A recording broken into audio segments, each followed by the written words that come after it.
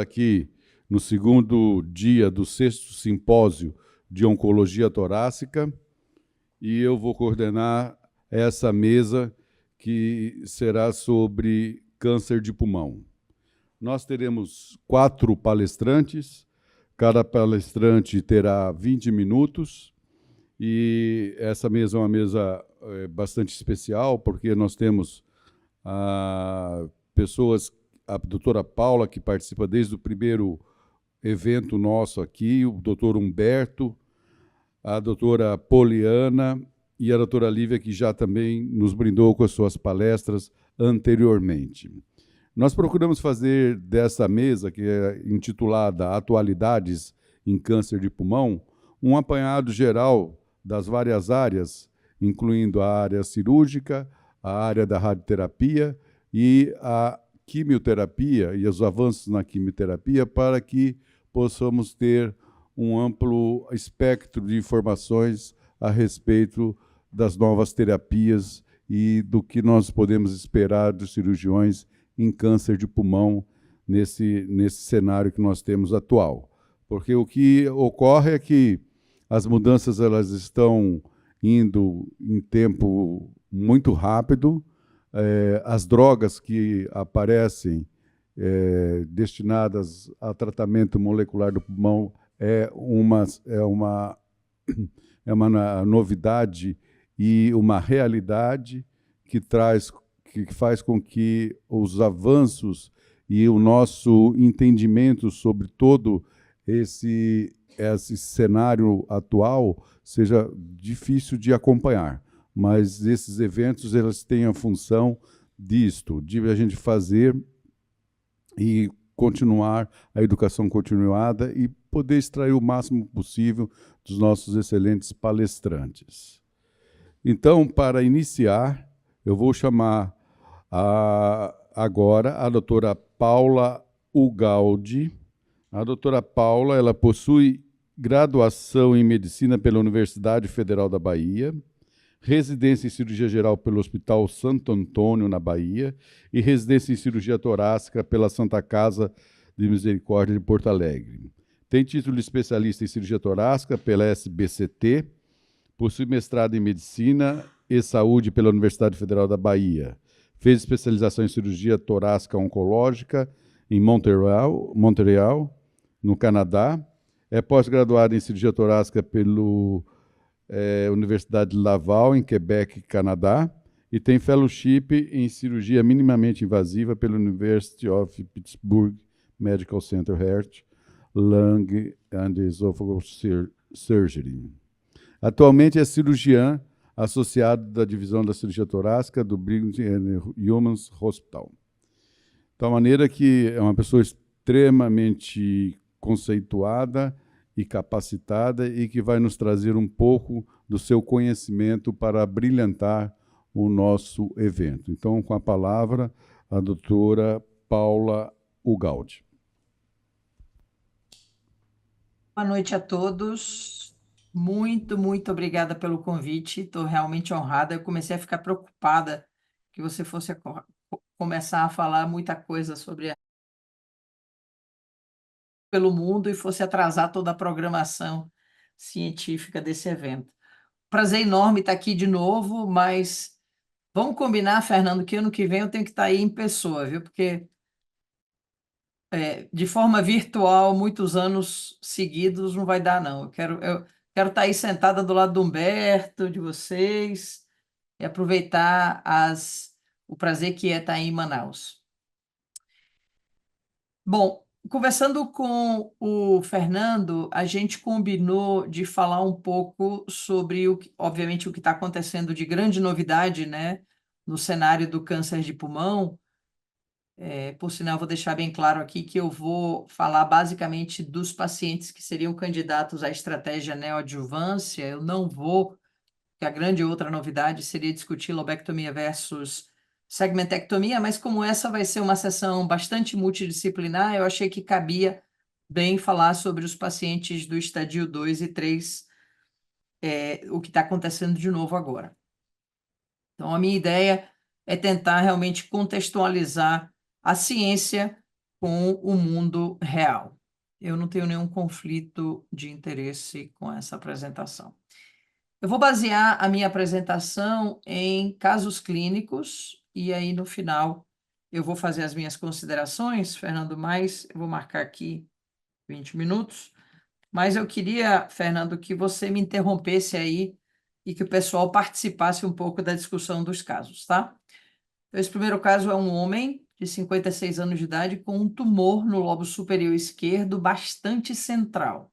Ele tem um passado de tabagismo, como comorbidades ele é hipertenso e teve um AVC no passado e ficou com hemiparalisia do lado direito do corpo. Tem uma excelente função pulmonar. E ele chegou para mim, então, com uma massa muito central, que vocês estão vendo aí na tomografia, o lobo superior esquerdo, que tinha um contato muito íntimo com a artéria pulmonar, a gente vê bem aí nos primeiros cortes. Tem também um contato íntimo com a veia lobar superior esquerda e a massa media 6,4 centímetros no maior dos eixos. E tinha uma adenopatia hilar também e mediastinal na janela ortopulmonar descrita. Então, a gente vê bem aí no corte coronal que a veia também está envolvida e uma massa, de novo, assim, muito central. Obviamente, o PET, eu acredito que é indiscutivelmente hoje uma técnica mandatória para a gente estadiar os pacientes, principalmente com tumores centrais. E o que a gente viu aqui é que realmente essa adenopatia hilar, ela é positiva ao PET e a estação 5 também era suspeita. Na sequência, acho que todos os tumores centrais, com ou sem adenopatia, são bons candidatos para o estadiamento invasivo do mediastino, né? Esse paciente teve um EBUS que foi negativo, tá? E por via endobrônquica, a gente fez o diagnóstico de um tumor escamoso. Vale aqui comentar, eu não coloquei aqui nesse slide, mas o tumor infiltrava a origem do brônquio do lobo superior esquerdo, então eu sabia que esse paciente iria precisar de uma broncoplastia. Aqui no nosso serviço, todos os pacientes que têm doença com suspeita de metástase ganglionar ou tumores maiores do que 4 centímetros, a gente faz, e nesse caso a gente sabia que era um escamoso, então aqui a gente faz a análise do PDL1, que, como vocês podem ver aí, foi de 0. Então, nesse momento, esse paciente tem um estadio T3, porque o tumor tem 6,4 centímetros. Ele tem um gânglio N1 suspeito, que não foi biopsiado no EBUS, tá? Mas ele é positivo no PET. O gânglio 5 foi biopsiado e foi negativo. Então, acho que a primeira pergunta aqui, Fernando, seria o que fazer. Eu não quero que demore muito para a gente conseguir falar um pouco sobre todos os casos, mas eu queria que rapidamente você visse aí com os colegas que estão aí o que a gente poderia fazer num caso como esse. Segue direto para a cirurgia ou Vou oferece aqui alguma coisa neoadjuvante? vou ouvir aqui a opinião dos colegas. Doutor Luiz Carlos. Oi, Paula, tudo bem? Um prazer Oi. falar contigo, meu querido. Olha, Paula, a minha dúvida ali é se realmente está envolvendo a aorta. Eu faria talvez até uma ressonância magnética para ver se realmente tem plano de clivagem com isso aí. Eu estou na dúvida se realmente a gente tem condição de ressecar esse tumor. Seria a primeira questão. Se houver algum tipo de envolvimento da aorta, obviamente faria primeiro uma neoadjuvância nesse paciente, tentaria. Agora, se tiver, na nossa realidade, que é um pouquinho diferente, se não tiver, obviamente, envolvimento da aorta, mostrar que tem plano de clivagem, aqui com certeza a gente iria operar esse paciente. Ela mostrou que está na aorta também. A pulmonar parece que a veia está envolvida, né? Se eu não me engano, né? Veia, a aorta está livre. Está livre? Olha, Tá aqui livre. com a gente, ele ia para uma lobectomia, viu?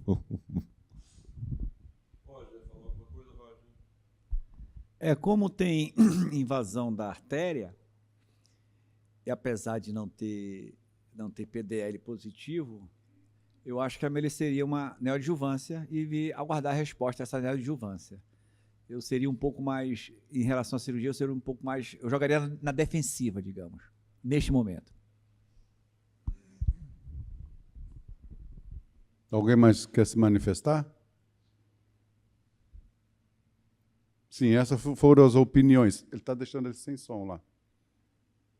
Então, esse paciente foi, obviamente, discutido em tumor board, que é indiscutivelmente uma etapa fundamental para o manejo dos nossos pacientes.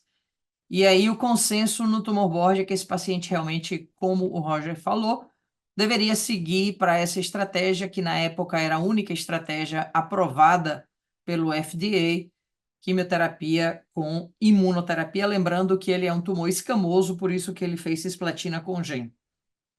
Ele tolerou bem o tratamento, e aí ele vai para o reestadiamento, e a gente vê de cara que tanto o tumor quanto o gânglio reduziu de tamanho.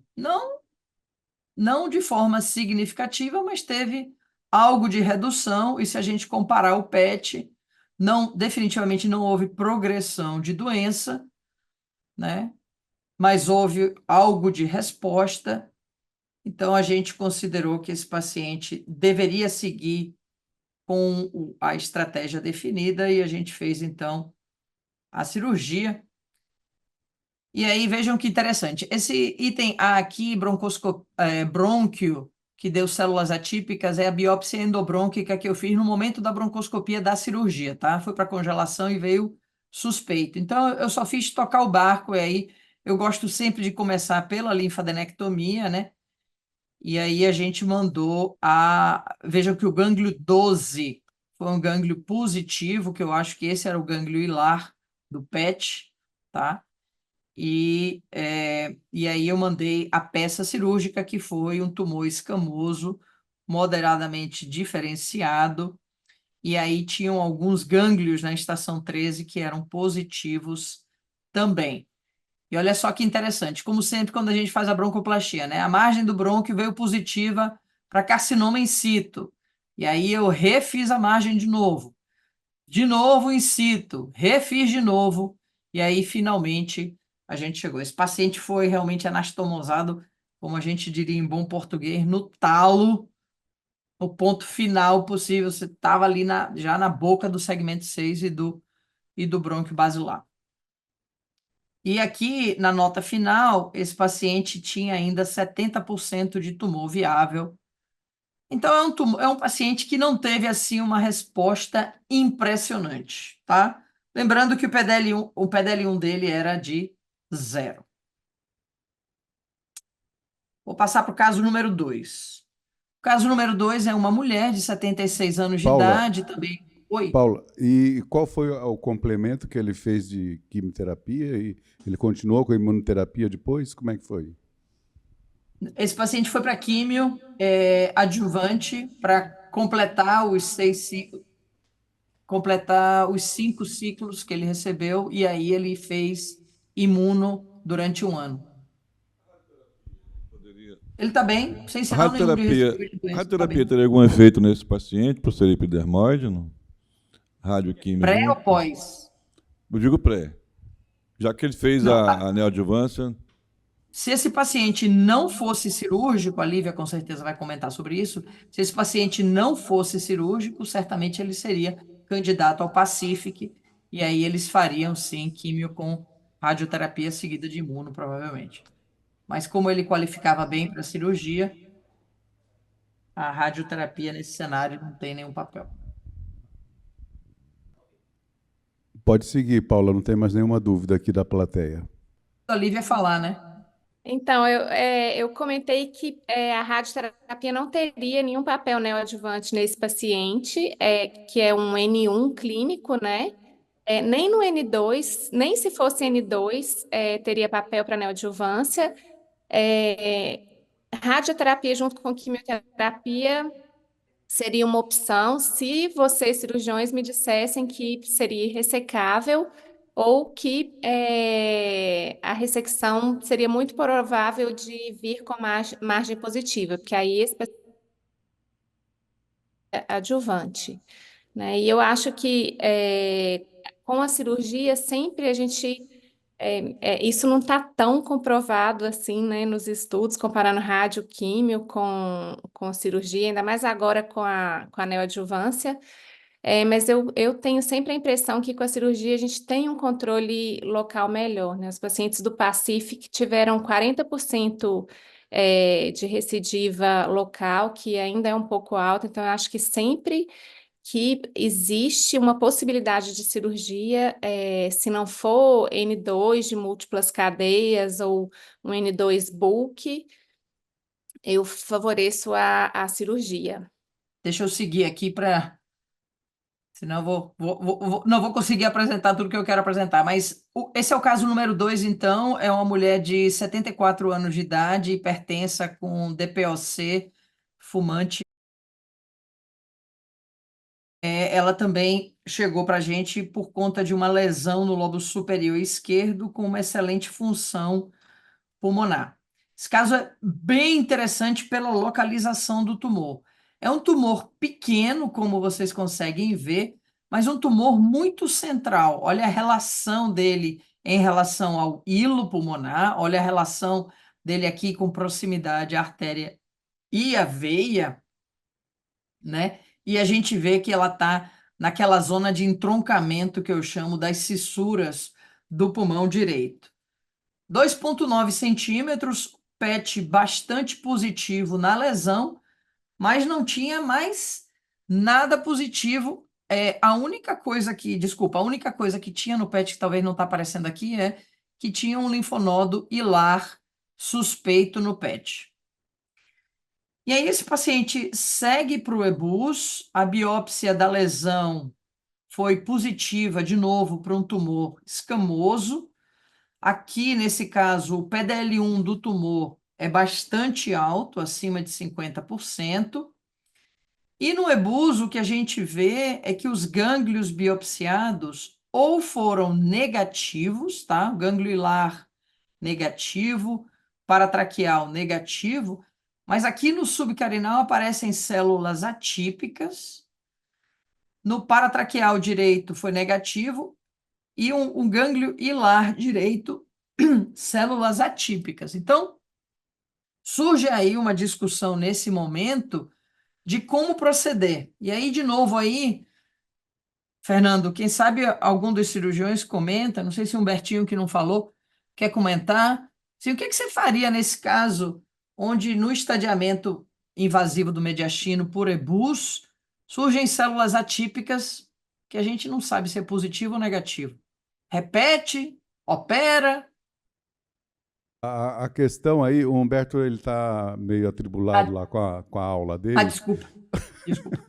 mas a questão aí, né, porque seriam duas cadeias mediastinais que estariam comprometidas, né? E aí ele não é mais cadeia única, então o estadiamento dele, e tem a cadeia 7 também, que é bem preocupante, né?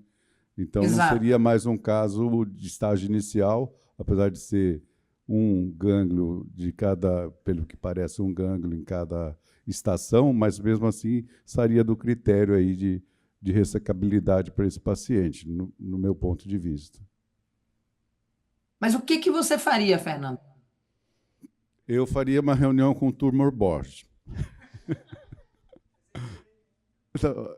O board, o tumor não tem é dois N1, pontos... não, é N2. Os dois são N2. É cadeia 4 e cadeia 7, né? Não, um é subcarinal e o outro é hilar. Hilar. Nos dois. É um hilar e um subcarinal. Então é um N2. Sim, o subcarinal é N2 e o hilar é um N1. São duas estações. Duas estações. Pois é, esse caso já seria um caso avançado, no meu ponto de vista. Eu acho que teria que ter uma neoadjuvância, no meu ponto de vista. Certo, mas as células são atípicas. Ninguém falou que era positivo. A gente não sabe o que é. Essa que é a minha questão. A gente aceita isso. Não. Aí teria que fazer o estadiamento cirúrgico, não que não seja o IBUS, ou então a mediastinoscopia, ou o VANLA, ou ou tenha o que tiver em mãos, né? Para poder confirmar. Então, são esses, para mim, traduzem muito as coisas que acontecem no mundo real. A gente tem essa ilusão que cada teste que a gente incorpora na investigação dos nossos pacientes vai vir ou preto ou branco, e aí você segue para lá. E de repente chega um resultado cinza, né? Células atípicas. O que é que você faz nesse cenário, né? O que é que eu tenho aqui de informação? O tumor é central, um SUV muito alto, PDL1 alto e suspeita, mas não confirmação, de metástase ganglionar.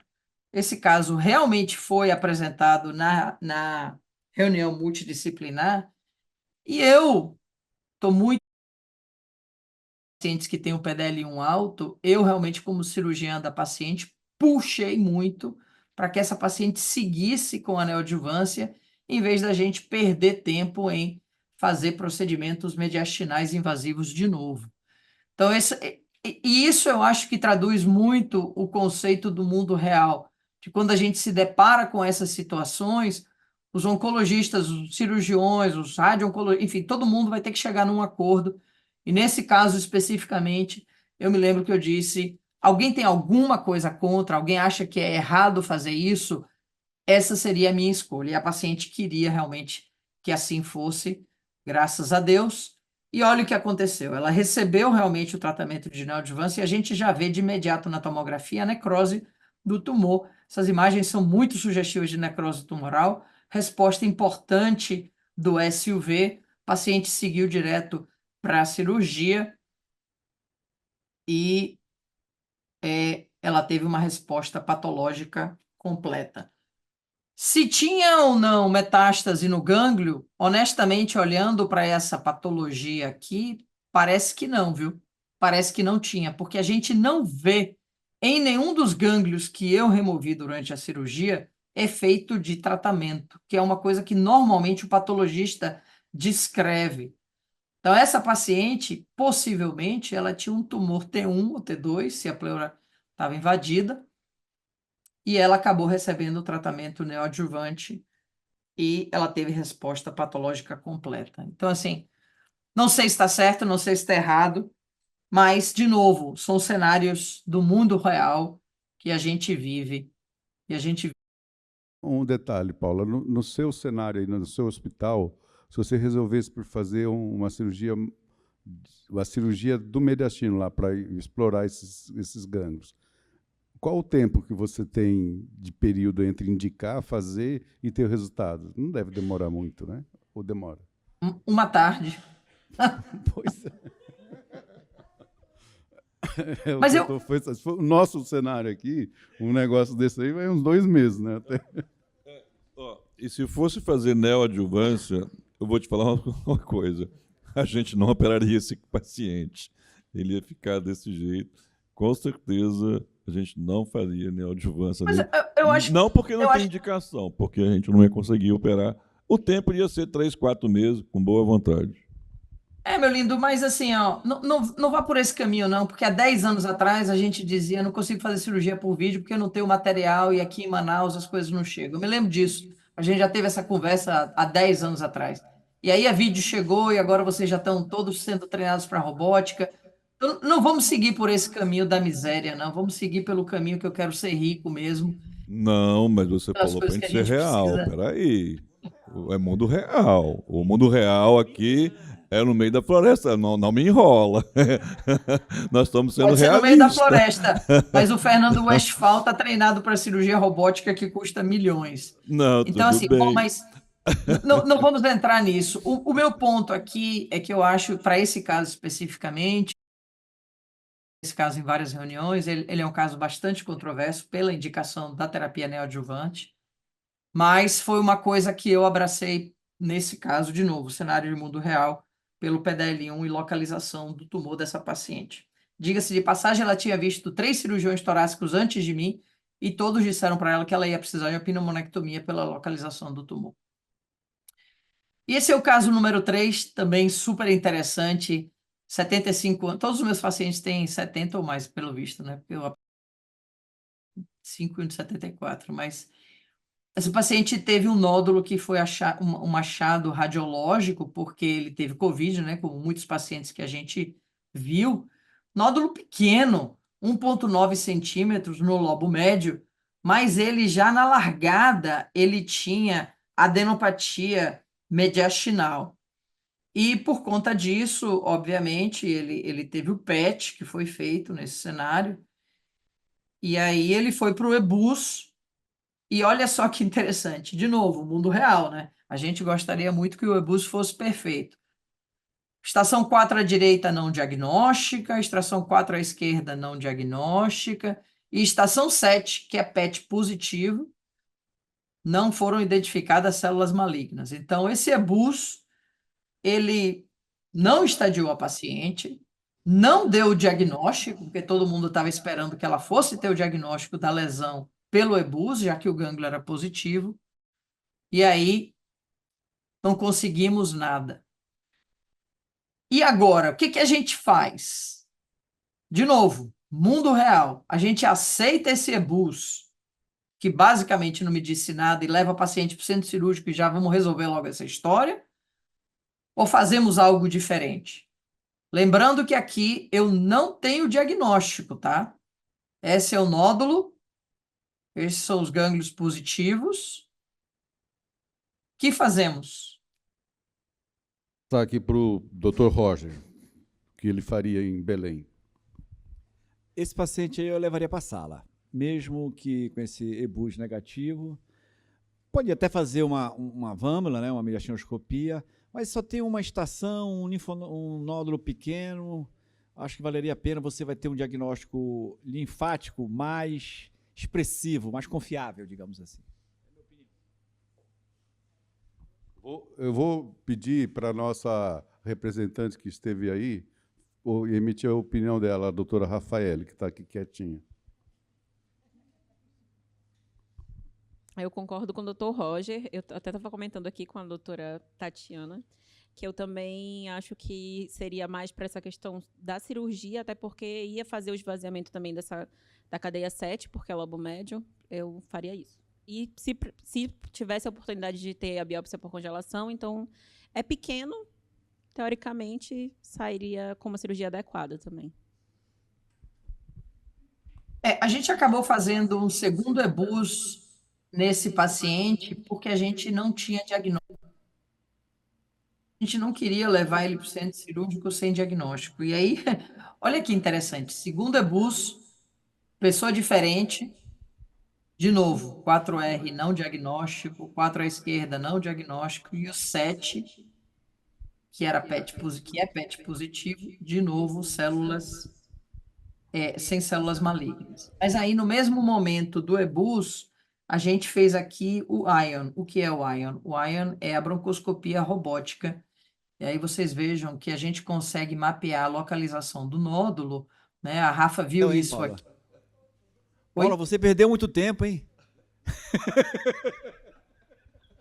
E aí, pelo ION, pela broncoscopia robótica, a gente consegue biopsiar o tumor, que dá para ver bem aqui na foto, e aí, finalmente, então, a gente obtém o diagnóstico. Esse paciente tinha um adenocarcinoma e o PDL1 dele era negativo. Ô, Paula, uma pergunta mesmo, que é uma dúvida que eu tenho. Você acha que a mediastinoscopia resolveria alguma coisa, te daria mais segurança nesse paciente? Eu acho que sim. Eu acho que depende muito do nível de treinamento do seu time de EBUS, mas normalmente em mãos de pessoas expert, o EBUS replicável na mediastinoscopia. Acho que isso já está bem demonstrado pela literatura. Agora, se as pessoas que estão fazendo o EBUS no seu serviço ainda estão em curva, então aí eu acho que a mediastinoscopia ela é mais fidedigna. Mas nesse caso, obviamente, a gente acabou levando para a cirurgia. Aqui as coisas, na verdade, não demoram muito.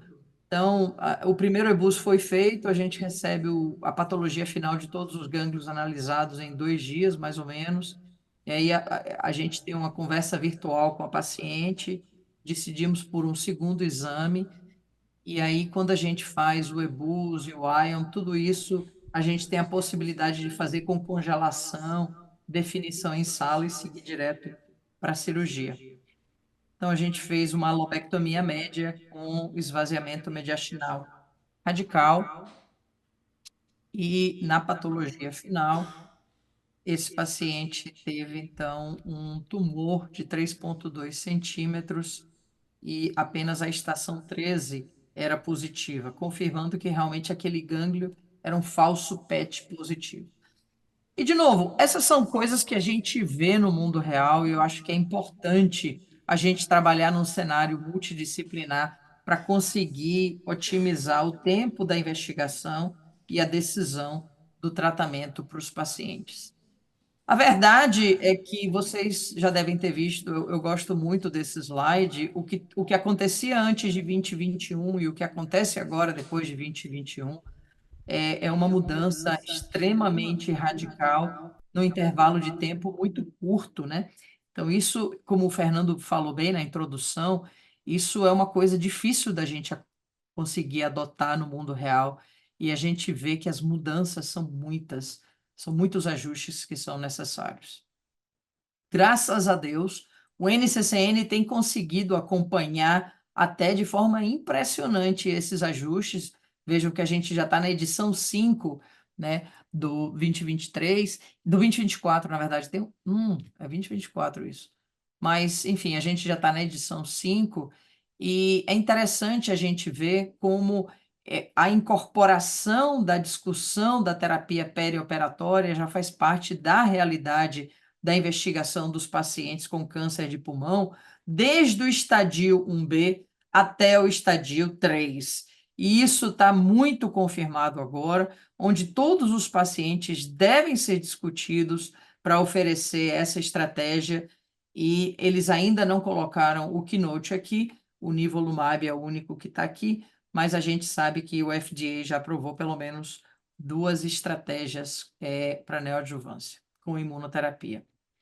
Uma coisa que nós cirurgiões temos que ter em mente é a importância do estadiamento mediastinal invasivo, e não só das estações N2, mas das estações N1. Então, se você faz mediastinoscopia, disseca um pouquinho mais longe, tenta chegar dentro da área da região dos gânglios hilares para biopsiar esses gânglios também, que muitas vezes são esquecidos, e esses pacientes qualificam para neoadjuvância, tá? Muito importante lembrar disso. Então, eu acho que hoje a gente tem que fazer o diagnóstico. Eu sou muito a favor. Quando eu trabalhava no Brasil, sempre digo isso. A gente dizia muito, operoma, noduloma, tem que tirar, tem que operar. Acabar com isso. Eu não preconizo isso de forma nenhuma hoje. Eu acho que a gente tem que fazer o diagnóstico histológico de todos os pacientes e tentar obter as informações da análise molecular na largada, principalmente desses pacientes que estão no estadio 2 e 3, tá?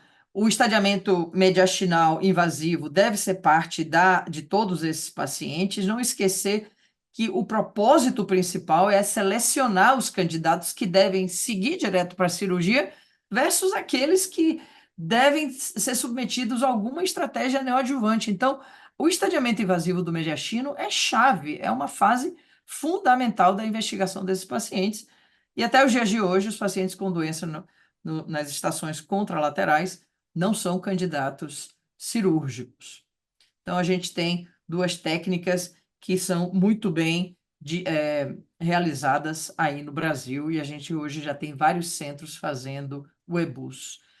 Eu gosto muito de tentar otimizar o tempo do diagnóstico e tratamento, então a gente tenta obter o diagnóstico da forma menos invasiva, ao mesmo tempo a gente faz o EBUS ou a mediastinoscopia, e com isso a gente pede análise molecular desse material, e a gente define se o paciente é ou não um paciente candidato à cirurgia upfront, ou ele deve seguir para alguma estratégia neoadjuvante, ou mesmo se a gente diz que ele não é cirúrgico, porque ele tem doença em estações N3, ou, no seu serviço, o paciente que tem a doença multiestação N2, ou alguma dessas estações N2 tem doença bulky, robusta no gânglio, ele não é candidato à cirurgia. Estou bem atenta ao tempo aqui, eu sei que a gente já passou. Eu não vou entrar em detalhe em nenhum desses 4 estudos, mas agora a gente já tem 4 estudos, todos publicados na New England, o que eu acho muito estranho, mas enfim, isso é outra conversa, que mostram o benefício claro dessa estratégia de quimioterapia com imunoterapia para pacientes no estadio clínico 2 a 3A, A3, incluindo 3B, mas N2. E quando a gente faz uma análise que a gente compara esses 4 estudos, chama realmente atenção alguns detalhes. Esse slide é um slide bem cheio, mas vamos focar aqui em algumas coisas. Doença ganglionar. Então vejam que, tirando o checkmate, todos os outros estudos realmente tiveram cuidado de fazer uma subanálise das estações ganglionares envolvidas. E a maioria dos estudos, os pacientes tinham ao menos 40% ou mais dos pacientes tinham doença em estação N2, o que com isso faz com que a gente possa realmente discutir esse tema. Mas atenção, apenas 10 a 15% dos pacientes tinham N2 em multiestação.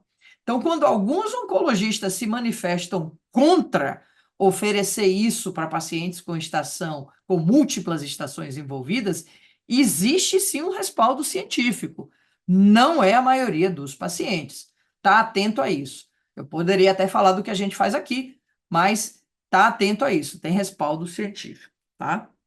A outra coisa que é importante a gente prestar atenção é que, apesar do PDL1 a gente fala que ele não é realmente um teste de altíssima qualidade, não adianta. Existe uma correlação entre o nível de PDL1 e o grau de resposta do tratamento. E aqui, de novo, a gente vê nos 4 estudos um bom balanço entre os grupos PDL1 positivo e negativo. Quanto ao critério de inclusão e exclusão, eu acho sensacional que os últimos estudos foram realmente muito mais seletivos enquanto à inclusão dos pacientes com alguma mutação driver, que a gente sabe hoje que os oncologistas não vão, ou vão evitar ao máximo oferecer essa estratégia para pacientes com alguma mutação. E aí, muito rapidamente, de novo, todos os estudos mostraram resposta patológica completa significativamente maior no braço intervenção, ou seja, no grupo que recebeu a droga. Não me pergunte por quê, mas o nivolumab é realmente a droga que mostra uma diferença maior. E com relação à resposta patológica maior, também todos tiveram uma resposta significativamente maior no braço intervenção. E todos eles mostraram uma sobrevida livre de evento, de novo, significativamente maior no braço intervenção. Então, com isso, eu acho que não há dúvida para nenhum leitor que essa estratégia está muito bem indicada para esse grupo de pacientes no estadio clínico 2 e 3 N2, que não tem uma mutação driver, eles podem ser PDL1 0 ou positivo, mas o que chama atenção realmente, e a gente vai ver isso em alguns detalhes, são aqueles que mais respondem. Então, todos esses estudos já têm dados de sobrevida, mas eu acho que o Keynote provavelmente é aquele que está saindo na frente com os dados de sobrevida global. Então, a gente vê que o hazard realmente é um hazard significativo para o braço intervenção, tá? E quando a gente olha a análise por variável, vejam que realmente é interessante a gente ver que todos os grupos se beneficiam da estratégia, mas o paciente que tem um PDL1 acima de 50% parece ser aquele que está realmente puxando essa resposta para cima. De tal forma que quando a gente olha e a gente compara o PDL1 negativo com o positivo, está claro que aquele que é positivo responde melhor, mas o que o que comanda esse puxar melhor são aqueles realmente com mais de 50%. Então, voltando àquele caso meu, aquela paciente minha com PDL1 acima de 50%, foi por isso que eu puxei realmente para isso. Mas são condutas personalizadas, eu não estou dizendo que está certo, que está errado, mas naquele caso especificamente foi o que eu fiz por isso. A outra coisa interessante que a gente vê no Checkmate 773 é que eles fizeram uma análise interessante por estadio da doença. E vejam que no estadio 2, a diferença não foi tão impressionante como no estadio 3. Mas prestem bem atenção uma coisa que a gente deve prestar atenção, às vezes a gente não presta atenção ao detalhe. O que realmente foi mal no estadio 3, o que realmente mudou no estadio 3, melhor dizendo, não foi o braço intervenção, é que a quimioterapia isolada no estadio 3 não beneficia esse paciente.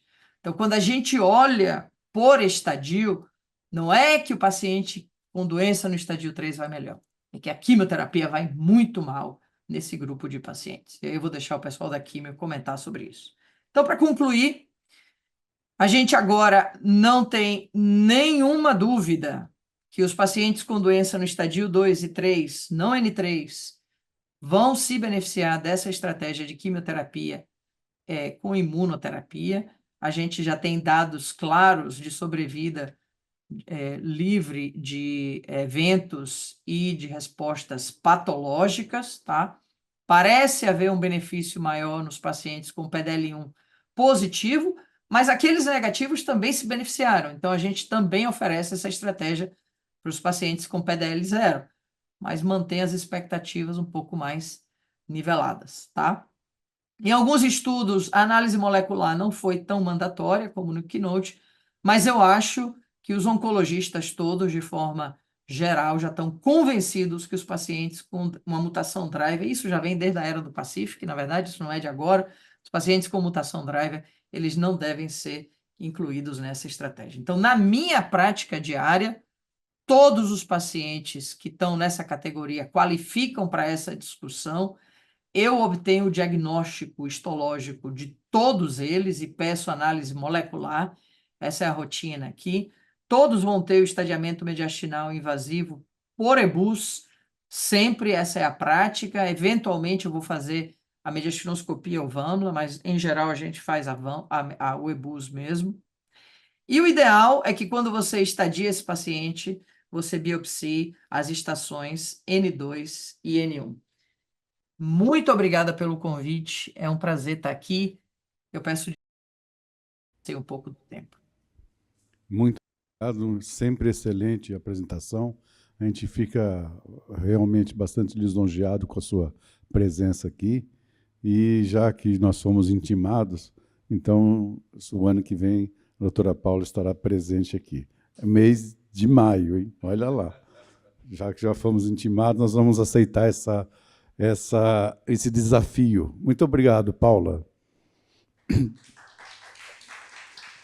Dando continuidade agora à nossa mesa de atualidades em câncer de pulmão, nós vamos convidar o Dr. Humberto Alves de Oliveira. O Dr. Humberto, ele possui graduação em Medicina pela Universidade Federal de Uberlândia, mestrado em Ciências de Saúde na Universidade de Brasília e doutorado pelo Departamento de Cirurgia Cardiotorácica do INCOR. É cirurgião no Hospital da Base do Distrito Federal, Hospital Santa Luzia, Anchieta e Hospital Santa Lúcia. Tem experiência na área de cirurgia torácica, atuando principalmente nos temas de cirurgia torácica geral, torácica pediátrica, cirurgia da traqueia, VATS, próteses traqueais e esofágica. O assunto que ele abordará será a robótica no tratamento do câncer de pulmão, perspectivas atuais. Valeu, Fernando, obrigado. Inclusive, estou falando que está tão desatualizado aí que não fala de robô, nesses hospitais já mudaram todos, né? Mas, mais uma vez, aí, obrigado. Pode baixar um pouquinho, acho que está dando uma interferência aqui. Eu queria agradecer de novo o convite para poder dar essa aula. Inclusive, foi até coincidência por conta do momento, né, para falar sobre robô e essa perspectiva tem tudo a ver com o que nós fizemos há poucos dias, junto com a Paula. Inclusive, eu não sei se a Paula será que está escutando, né? Porque se ela estiver escutando, viu, Paulinha? Na realidade, eles estavam com medo de convidar de novo, depois daquelas 11 tuberculoses que eles te colocaram nas costas. Aí, eles estavam querendo já te convidar há muito tempo, mas estava com medo de você negar o convite, sabe? Eu já tô domesticando a rapaziada aqui para pegar leve da próxima vez. Bem, para falar sobre aí meus potenciais conflitos de interesse, como mostrei ontem, perspectiva atual. Quando pensar em perspectiva atual, eu estava discutindo com os colegas sobre o que seria isso. É alguma coisa sobre o futuro ou é da atualidade? E quando você vai pegar algumas dos significados, né, tem múltiplos significados, mas alguns significados colocam, inclusive, até de um modo tridimensional de representação, que é algo que eu ia até comentar. Mas uma coisa interessante é uma definição que o doutor Geraldo Roger Normando colocou, que é o futuro que está batendo a sua porta. E seria isso mais que poderia colocar como perspectiva atual, né?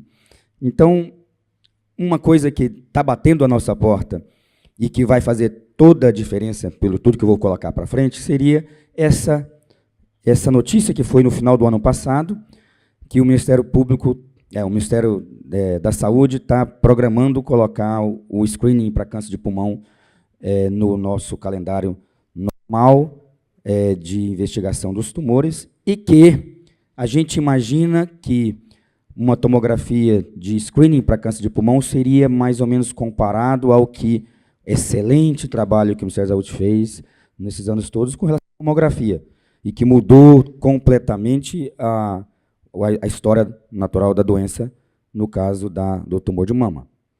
E o que isso poderia mudar para nós?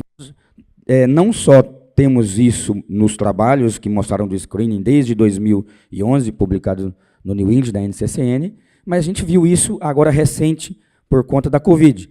Então, o aumento do câncer diagnosticado no estágio 1A, a gente vai ver isso com muita frequência, e com isso, automaticamente, nós teremos um maior número de lesões pequenas, né, abaixo de 2 centímetros.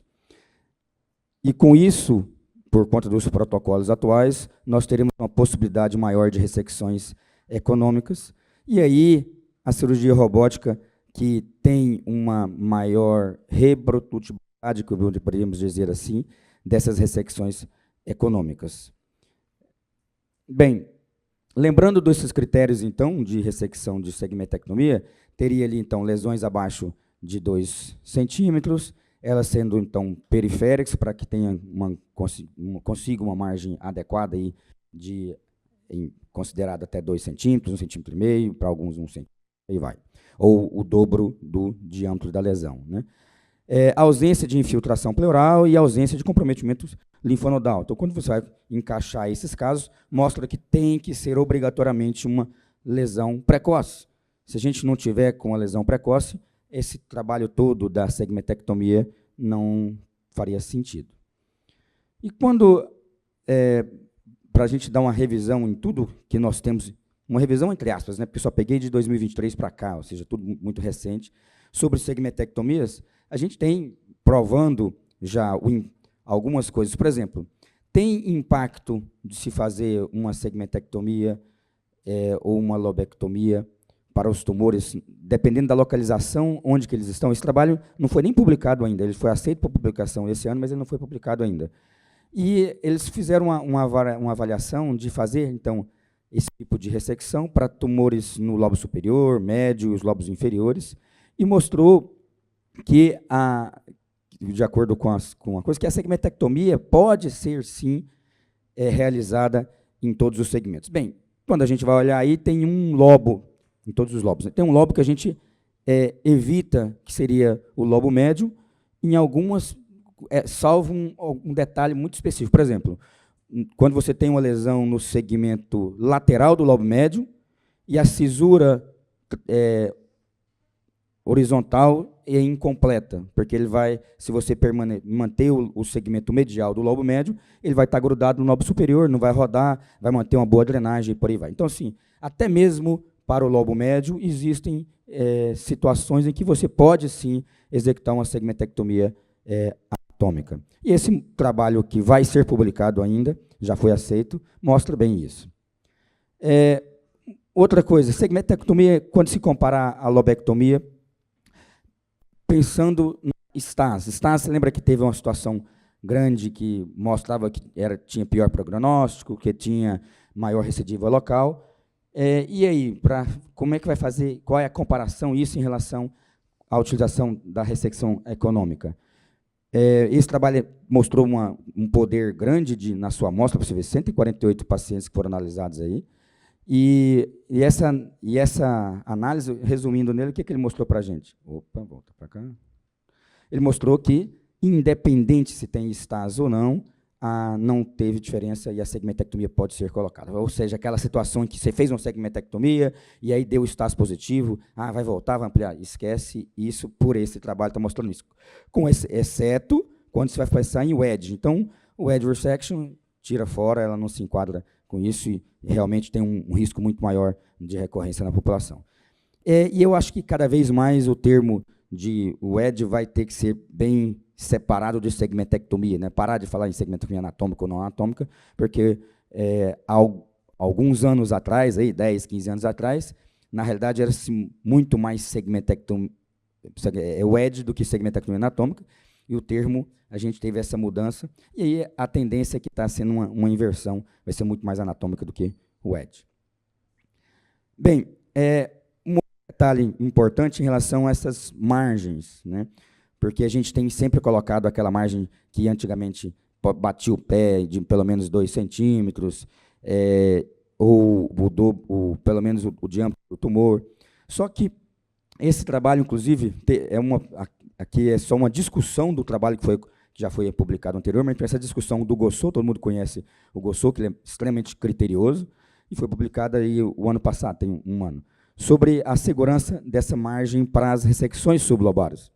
Quando a gente olha, e o principal, então, essa comparação entre anatômico e não anatômico, o Gossot enfatiza muito bem que quando você vai fazer uma ressecção que não é anatômica, ou seja, o wedge, você vai ter um risco de ter uma margem insuficiente para o wedge, você vai ter um maior risco de recorrência local para o wedge, você não vai ter a possibilidade de avaliação desses linfonodos, na qual a gente colocou lá atrás como sendo um critério importante para poder fazer uma ressecção econômica, de ter análise de congelação desses linfonodos e eles serem negativos, né?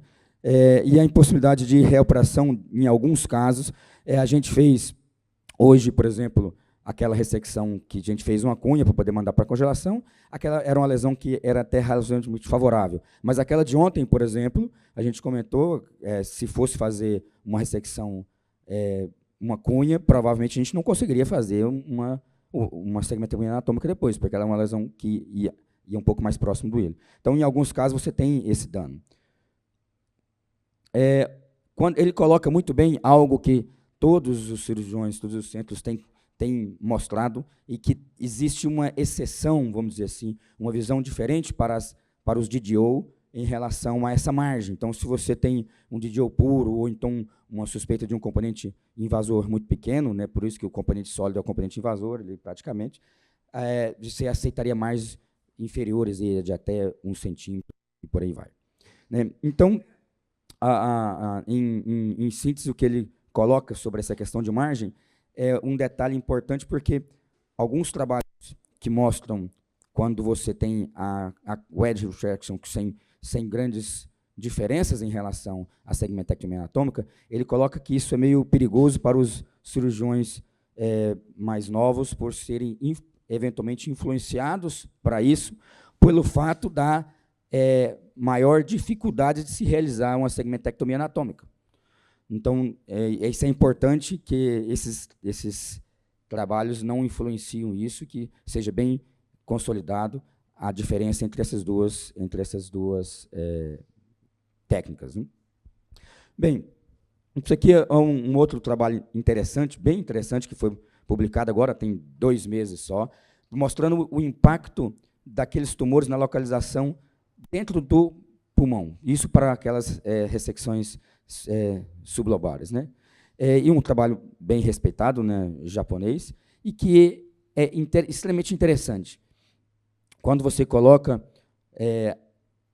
daqueles critérios que a gente colocou lá atrás sobre fazer uma segmentectomia anatômica seria justamente as lesões periféricas por questões de margem. Esse trabalho não mostrou isso. Ele fez uma diferença dividido em três terços, né? O terço periférico e os 2 terços mais centrais. E aqui esse trabalho estudou em relação a a possibilidade de recidiva local desses casos. E, por incrível que pareça, no grupo central não teve nenhuma incidência de recorrência local.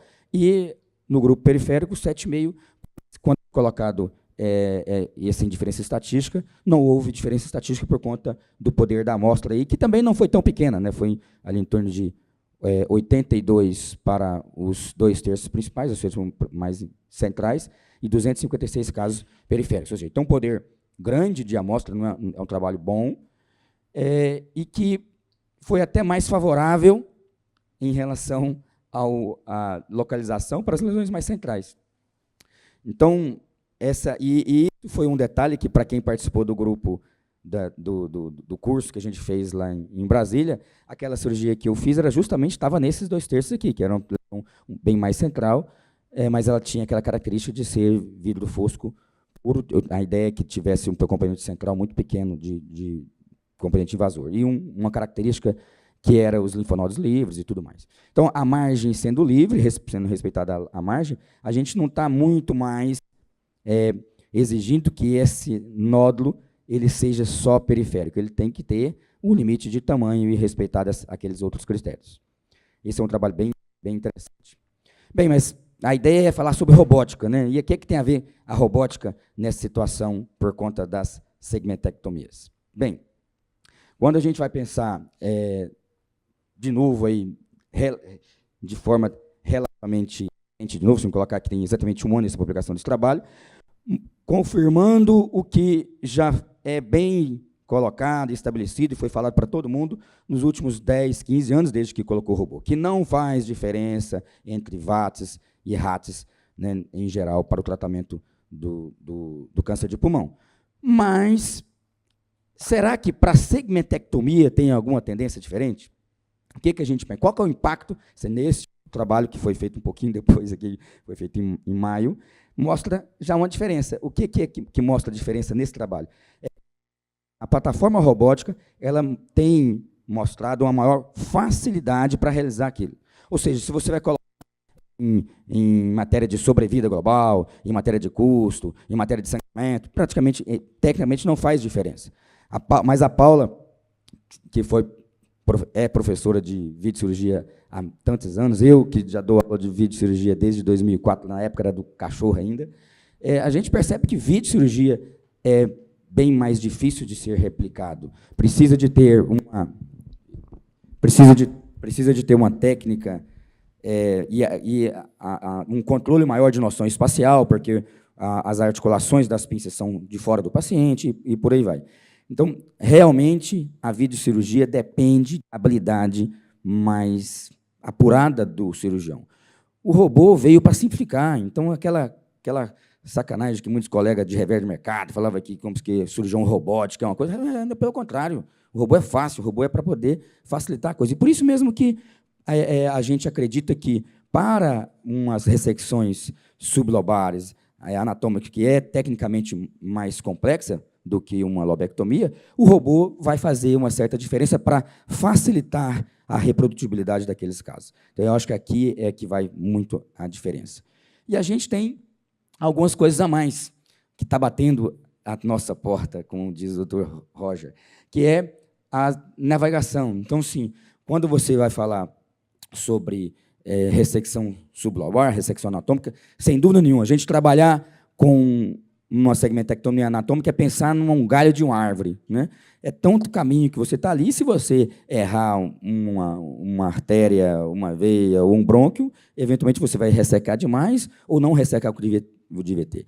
E, além disso, nem estou citando sobre as variações anatômicas, né? Independente de ter variação anatômica, a posicionamento, quando o pulmão está murcho, isso muda tudo.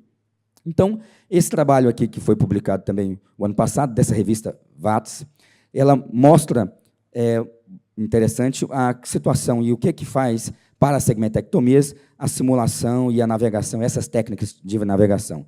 E ele coloca muito bem que essas técnicas de navegação, utilização de construção 3D, são promissoras e facilita bastante o que para esse tipo de ressecção.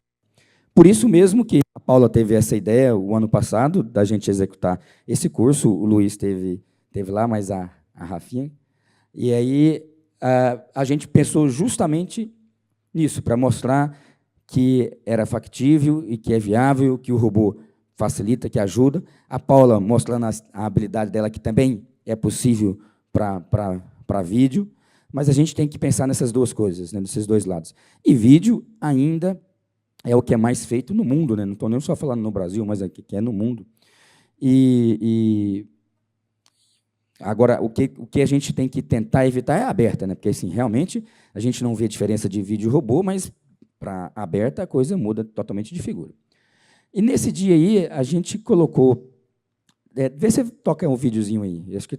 Porque se eu for colocar aqui... Não, volta. Clica em cima e vê se vai rodar. É um videozinho. Isso. Pode clicar nesse aí. Clica no outro também. Então, isso aí é uma reconstrução 3D. Acho que tem que esperar tocar, né? Deve ter que parar lá. Você tenta de novo depois de cá. Está conseguindo, não? Então, essa aqui é uma reconstrução 3D que a gente utilizou, inclusive, naquelas cirurgias. E existe... Tá bom, pode passar o próximo. Aí a gente tem agora a possibilidade de usar aquela reconstrução 3D, sendo que a gente enxerga e visualiza em 2D, porque se você está olhando aquela reconstrução 3D num computador, você está vendo em 2D, é de visualizar ela em 3D. Usando, então, um óculos de realidade virtual, isso aqui é um Quest 2, na qual isso facilita bastante para você entender um pouco melhor. Agora, a gente teve a possibilidade de utilizar isso lá em Brasília, com o serviço de inovação lá do Sírio, usando já não a realidade virtual, mas a realidade aumentada, para poder trabalhar e fazer essa manipulação realmente em 3D, mas em ambiente real, ou seja, durante a cirurgia, e faz uma diferença porque você consegue colocar o seu dedo mesmo dentro da tomografia. Então, você consegue entrar dentro dali e olhar de perto a distância entre determinado vaso para você ver se não, isso aqui está realmente aqui, dá para preparar um grampeador aqui, não tem nada aqui por trás, e por aqui vai. Então, esse tipo de reconstrução, isso aqui a Paula usando, isso é fantástico para videocirurgia, muito mais que para robótica, porque a Paula está estéreo, está aqui a mão dela, ela está, ao mesmo tempo que ela está vendo isso aqui na frente dos auxiliares, ela está olhando lá no vídeo e realmente isso está... Então, esse tipo de abordagem, de utilização da... eu estou em cima do tempo, viu? Deu os 20 minutos aí. Então, essa utilização da realidade aumentada, que aí, na reunião da Microsoft, chamada de realidade mista. Então, a gente utilizou a realidade mista para poder favorecer a navegação. No robô, eu acho que valeu muito mais a utilização dela planejamento. Tanto é que eu mudei a estratégia que eu ia fazer, e deu muito certo essa mudança, por conta de visualizar a reconstrução 3D que eu já tinha visto antes, mas visualizando ela realmente em 3D e não em 2D. E também para educação continuada. Para quem estava presente lá, antes de eu começar a fazer aquela robótica e explicando os detalhes por onde ia, eu acho que era mais fácil de entender visualizando aquilo com a realidade mista do que a reconstrução normal só no computador. Então, são situações que já estão sendo práticas, ou seja, nós usamos isso em 3 cirurgias lá no nosso curso. Tudo bem que essa eu acho que foi as primeiras do Brasil, nisso aí, que está do mundo, mas está batendo na nossa porta e tem tudo para se evoluir disso. Né? Eu acho que eu estourei 30 segundos do tempo, Fernando. Muito bom. Então, esses dois hospitais... Agradecemos ao Dr. Humberto pela excelente apresentação E agora, dando seguimento à nossa mesa sobre atualidades em câncer de pulmão, vamos a chamar agora a doutora Poliana Albuquerque Signorini. A doutora Poliana, ela possui graduação em Medicina pela Universidade Federal do Amazonas, residência em Clínica Médica da Fundação Adriano Jorge e Cancerologia pelo Instituto Nacional do Câncer, pós-graduada em Medicina Integrativa pelo Einstein, atualmente é médica pesquisadora do Centro Integrado de Pesquisa da Amazônia desde 2020, diretora técnica do Instituto de Oncologia da Amazônia, auditora especialista e médica oncologista clínica da Fundação de Centro de Controle de Oncologia do Amazonas. Então, ela nos abordará o tema atualização no tratamento de câncer de pulmão, não pequenas células, avançado, medicina de precisão.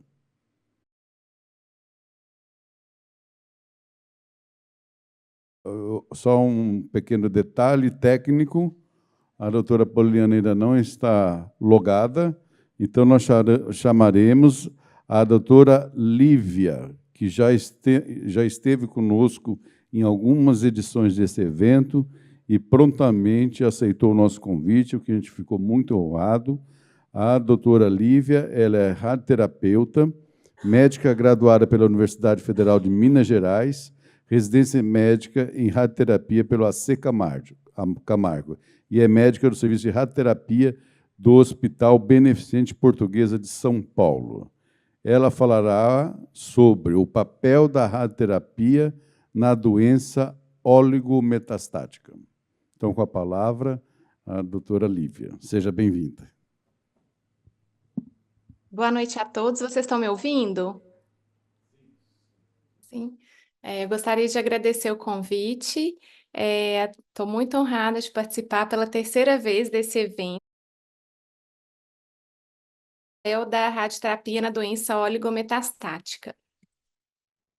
Esse é um dos temas que eu mais gosto de falar, que eu acho que foi uma das maiores mudanças de paradigma desde que eu comecei a fazer radioterapia, né, nos últimos 30 anos, que seria você fazer um tratamento curativo para pacientes que eram considerados há tão pouco tempo de paliativos. Isso só foi possível por causa da combinação do desenvolvimento do tratamento sistêmico e também do desenvolvimento da tecnologia da radioterapia, que permitiu fazer a radioterapia estereotáxica fracionada, também chamada de SBRT ou de SABR. E o racional para se fazer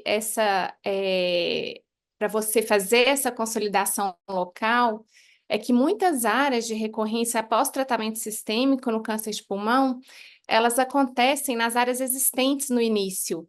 Esse é um estudo que avalia os padrões de recaída para pacientes metastáticos que poderiam ser elegíveis para SBRT após a primeira linha de quimioterapia, e a gente vê que 68% dos pacientes progridem no local dos sítios inicialmente comprometidos, e 27% dos pacientes recidivam tanto no local quanto à distância, mostrando que talvez esses pacientes poderiam se beneficiar de um tratamento local.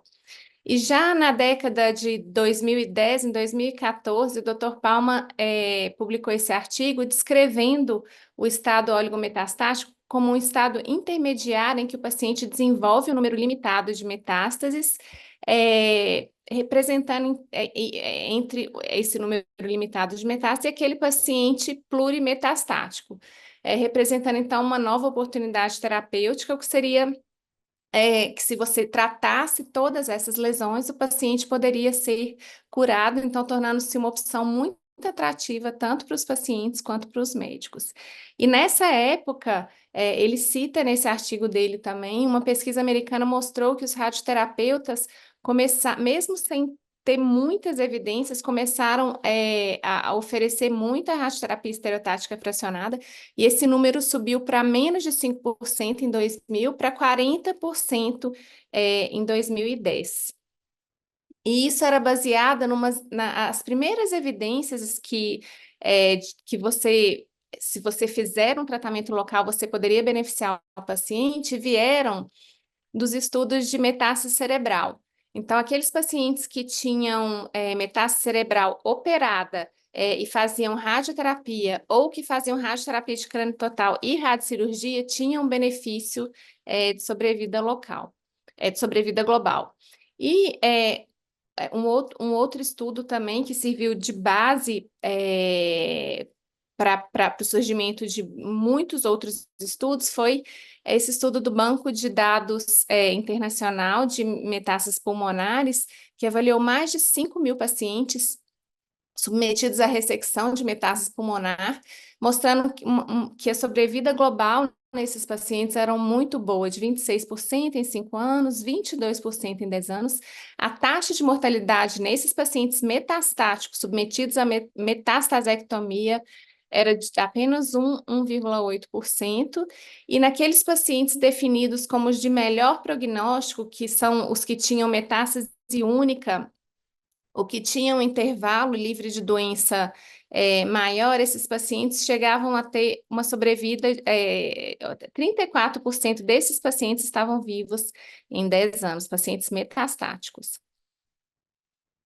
E começaram a surgir tantos estudos, e esses pacientes são muito heterogêneos, não existe assim um biomarcador, né? O paciente que tem oligometástase, assim, são muitos pacientes incluídos nesse grupo, e os estudos misturavam muito esses pacientes, né? Já que poucas metástases pode significar várias situações. E aí, em 2020, então, reuniu-se um comitê para tentar definir quem eram esses pacientes oligometastáticos. E ano passado, finalmente foi publicado um guideline da ASTRO, né, e da ASCO, tentando, então, identificar, estabelecer um norte, né, para melhorar a conduta nesses pacientes. E as premissas básicas desse guideline que eles colocam que pelo menos um sítio deve ser biopsiado. E é muito importante também, acho que todo mundo aqui já, nas reuniões multidisciplinares, é muito comum aqueles casos em que tem múltiplos tumores pulmonares e que a gente não sabe se são múltiplos primários, ou se é um paciente metastático. Então, o guideline recomenda que nesses casos, quando você não conseguir diferenciar se são múltiplos primários sincrônicos ou pacientes metastáticos, que na dúvida tratar como múltiplos primários sincrônicos. Ele coloca também a importância da decisão baseada em discussão multidisciplinar e tratar sempre as lesões sintomáticas primeiro. E os melhores pacientes para tratamento local, esses pacientes definidos como oligometastáticos para tratamento local, são aqueles que têm boa performance, que têm um número limitado de metástases, de 1 a 3, talvez sejam os que mais se beneficiam, mas ele permite incluir até 5 lesões. E eu vou mostrar aqui os resultados dos principais estudos prospectivos randomizados, que são esses 4.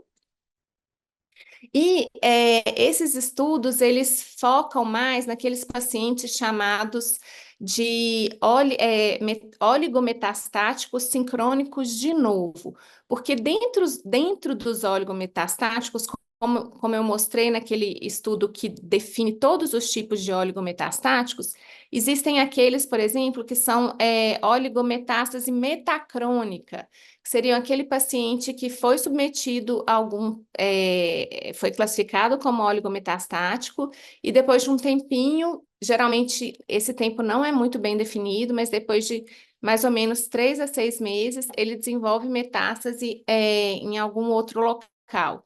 Ou então aquele paciente, esse é chamado de oligometástase metacrônica. Ou aquele paciente, por exemplo, que tratou um tumor primário e daí um tempo evoluiu com poucas metástases. Esse é chamado de oligorrecorrência. Então, para cada situação existe um nome. Esses estudos que eu mostrei, eles focam mais nessa situação, que é o oligometástase sincrônico de novo, que são aquele paciente que já abre o quadro, né, com o tumor primário e algumas poucas metástases, até 5 metástases, geralmente. Então, esse é chamado de oligometástase sincrônica de novo.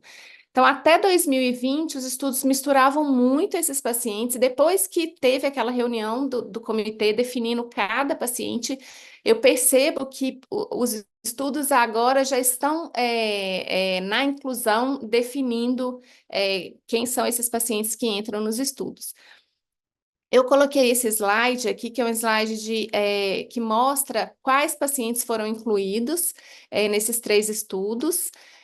Lembrando que eles foram feitos na década, né, de 2010, ainda na era pré-imunoterapia, e ele também não estratifica os pacientes por mutação. Às vezes até são incluídos aqueles pacientes que têm mutação, mas eles não foram estratificados. Então, o estudo do Daniel Gomes, que é chamado de Oligomes Trial, é um dos estudos mais conhecidos. Ele avaliou pacientes com até 3 metástases, e a gente percebe que 65% dos pacientes tinham de 0 a 1 metástase, ou seja, a maioria desses estudos inclui pacientes com 1 a 2 lesões metastáticas. O estudo do Iyengar foram até 5 lesões, e o Saber-Comet, que mistura as histologias, sendo 18% desses pacientes com câncer de pulmão, ele também aceitou até 5 lesões. E em todos esses estudos foi feito o tratamento de todas as lesões metastáticas e o tratamento também do tumor primário. Essa é uma dúvida frequente, né? O que a gente trata? E nesses 3 estudos, eu coloquei aqui as curvas de sobrevida, a gente vê que o benefício de existe um benefício grande, tanto de sobrevida livre de doença, quanto de sobrevida local. No estudo do Daniel Gomes, por exemplo, a sobrevida global triplicou, né? Então, é um benefício muito significativo e um benefício que perdura, né? O estudo do Palma, que já tem um segmento o Saber-Comet, que já tem um segmento de 8 anos, esse benefício de sobrevida global se mantém.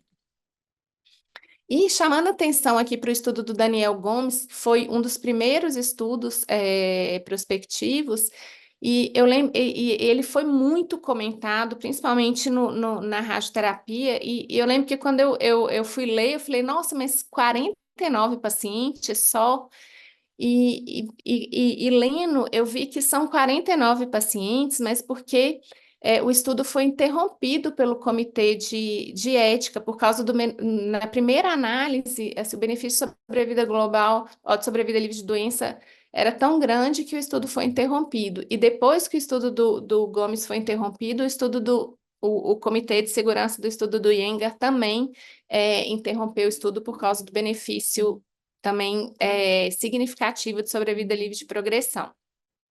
E o estudo do Daniel Gomes chamou muita atenção também, porque o tempo médio para aparecimento de novas metástases foi maior no grupo que fez o tratamento local, ou seja, você fazer o tratamento local nesses pacientes interfere, então, no desfecho da doença. E ele cita, né, no artigo dele, ele cita alguns possíveis motivos para isso.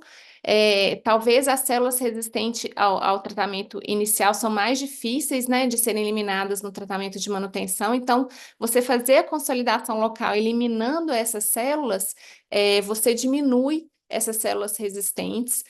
Além disso, quando você faz a consolidação local, você pode potencializar o tratamento sistêmico, né? Você torna a célula residual, mesmo aquela que pode estar lá à distância, talvez mais sensível ao tratamento de manutenção.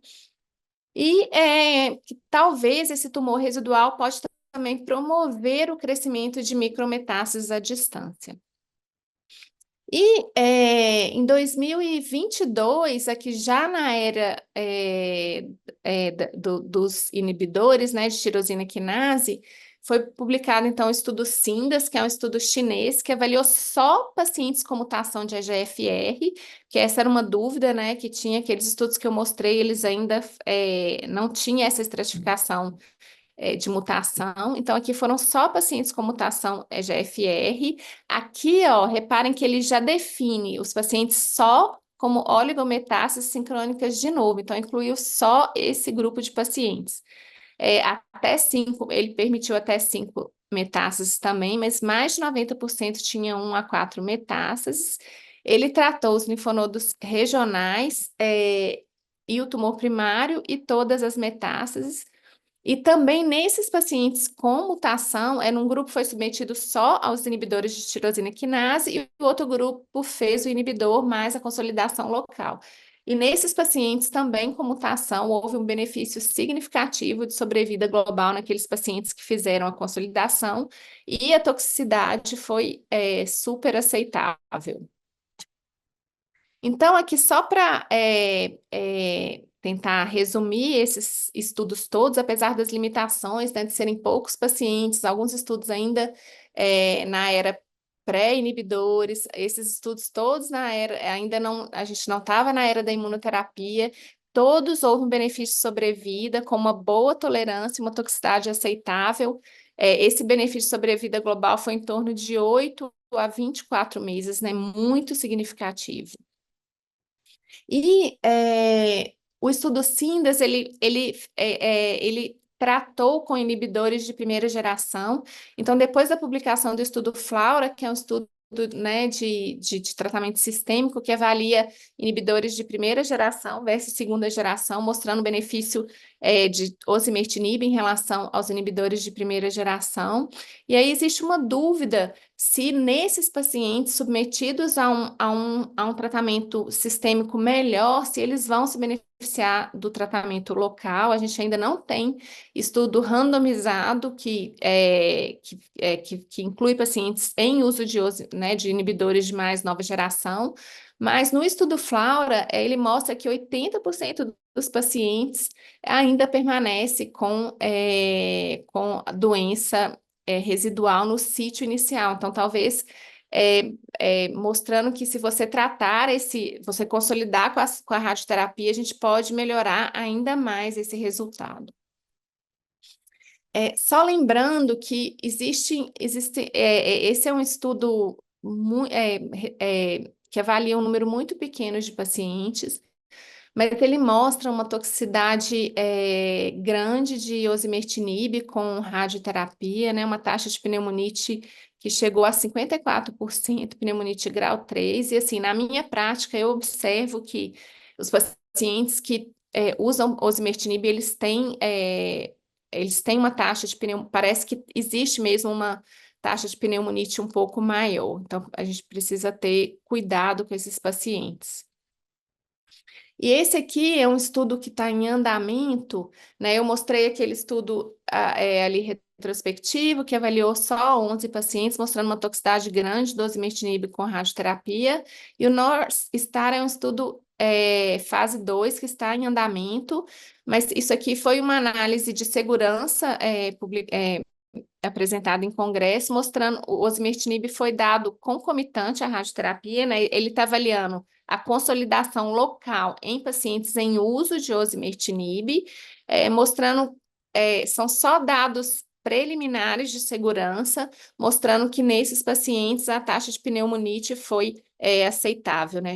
Eu ainda tenho muita cautela para consolidar os pacientes em uso de osimertinib, né, a gente tem que esperar ainda a publicação desse estudo. E eu coloquei aqui um estudo retrospectivo que avalia pacientes com imunoterapia, mostrando que esses pacientes, levantando a hipótese que mesmo nos pacientes que fazem imunoterapia, existe um benefício de você fazer a consolidação local com a radioterapia. E o que a gente vai incluir nesse tratamento? Essa é uma dúvida muito frequente, A maioria desses estudos trata tanto o tumor primário como as metástases, né? Os linfonodos inicialmente comprometidos também são considerados como parte ali do tumor primário e também são tratados. As metástases cranianas e extracranianas são ambas incluídas, né, no status oligometastático e tratadas. Importa muito o número de lesões, o local das lesões, o tamanho das lesões. Lesões muito grandes talvez não são tão seguras de serem tratadas radicalmente com radioterapia. E mesentério, pleura, pericárdio e peritônio não são fáceis de definir alvo para tratamento com SBRT.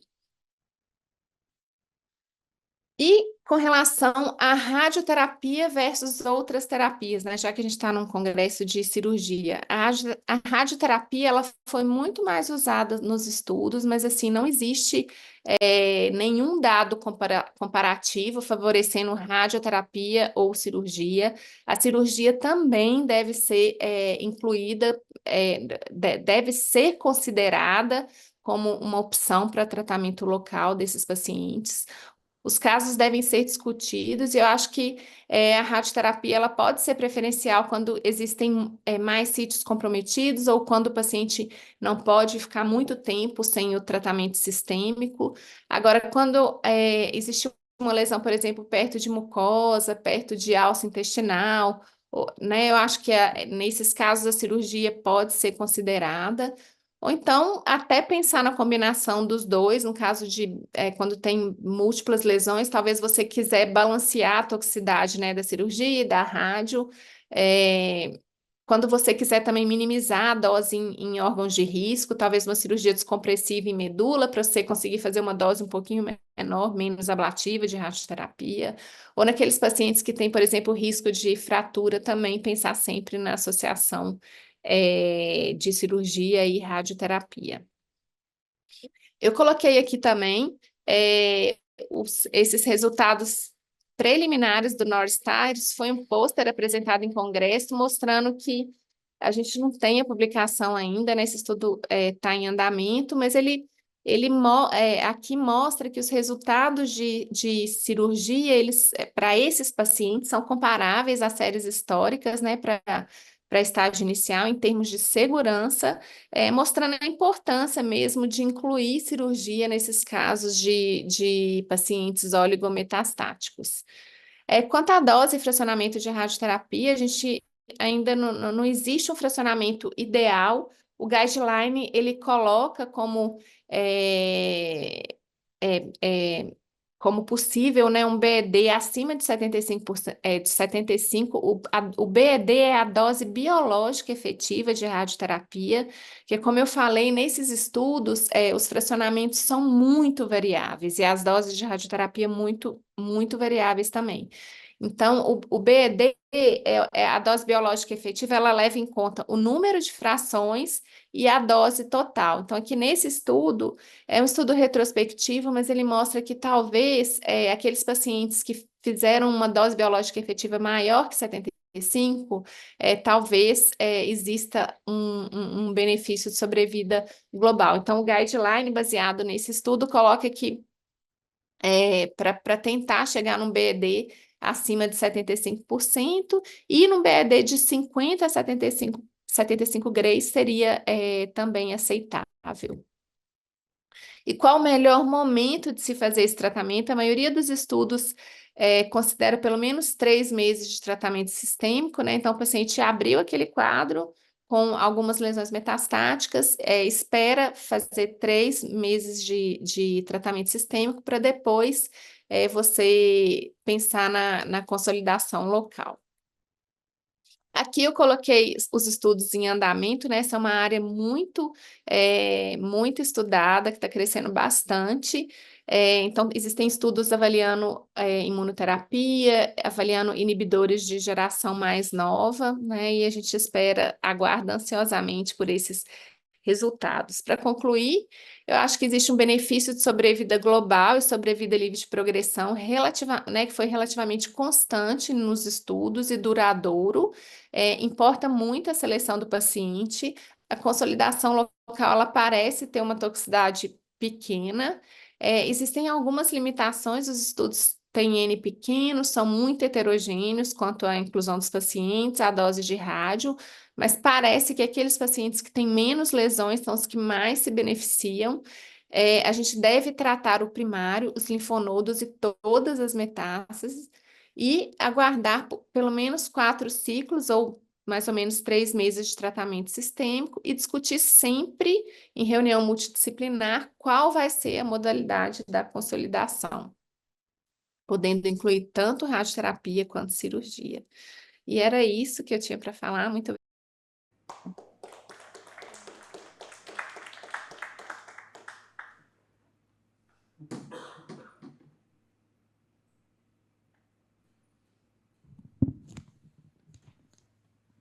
Muito obrigado, doutora Lívia, pela excelente palestra, viu? Agradecemos imensamente. Alguma questão da plateia para a doutora Lívia? Não? Muito obrigado, doutora Lívia. A gente vai dar continuidade agora e vamos chamar a doutora Poliana Albuquerque Signoronini, que eu já havia apresentado, e ela abordará o tema atualização do tratamento de câncer de pulmão, não pequenas células avançado, medicina de precisão. Então, com a palavra, a doutora Poliana, que terá 20 minutos. Doutor Fernando, vocês estão me ouvindo? Sim, estamos ouvindo perfeitamente e vendo. Perfeito. Desculpa a atrapalhada, eu devia estar aí presente com vocês, mas eu realmente me atrapalhei na questão horário de Brasília e horário de Manaus, mas deu tudo certo agora no final. Eu acho que até esse ajuste na ordem da aula foi bom, porque a gente começou de doença inicial, foi para a oligometastática e agora a gente vai para a doença avançada. Então, ficou numa ordem realmente ideal, né, de estudo aqui. Isso. Não, só para te falar, Poliana, que você não foi a única que se confundiu. Várias pessoas confundiram. Ai, que bom! Eu fiquei, meu Deus! Eu agradeço demais o convite, doutor Fernando. Estou muito feliz de estar aqui com vocês discutindo isso. E é um tema que realmente ferve na oncologia, né? A gente está bem otimista aí com as coisas que estão chegando. E eu não tenho conflito de interesse para essa apresentação.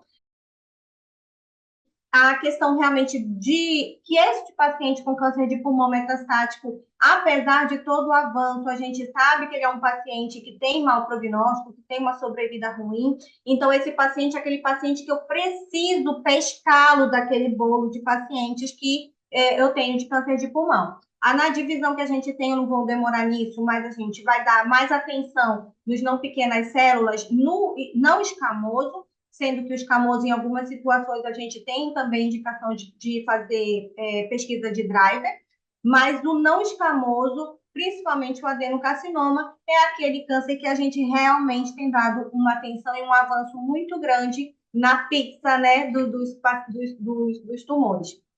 Então, essa aqui é uma publicação francesa, veja, de 2016. Então, a gente tem aqui uma pizza que é o adenocarcinoma, mulher, não fumante. Quando eu era residente, a gente já sabia do EGFR, ainda não sabia do ALK, mas a gente sabia que a gente precisava, principalmente mulher, não fumante, asiática, dar uma atenção especial. Então, a gente tem a informação, tem um tempo já dessas mutações, mas o que fazer com essas mutações?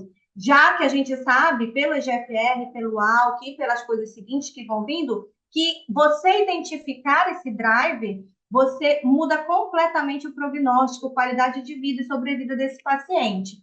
Aqui, já depois de 2019, dados do Memorial com dados do Foundation One. Aqui na direita, a pizza do metastático, veja que 2016, do estudo francês, para agora, para o Foundation One de 2019, que nem é tão agora, a gente já tem uma fragmentação muito maior dessa pizza, então a gente está estudando tumores mais iniciais e a gente está estudando tumores avançados. Aí eu quero chamar a atenção aqui, porque a gente tem, por exemplo, o RET. O RET, a gente tem 2,3 ali, né, de fusão do RET. Se a gente vem aqui para a população brasileira, que foi publicada agora em 2021 pelo Grupo Brasileiro de... Poliana, só um pouquinho. Coloca a sua apresentação no modo apresentação, que a gente não está vendo a sequência. Não. A gente está parado no primeiro slide.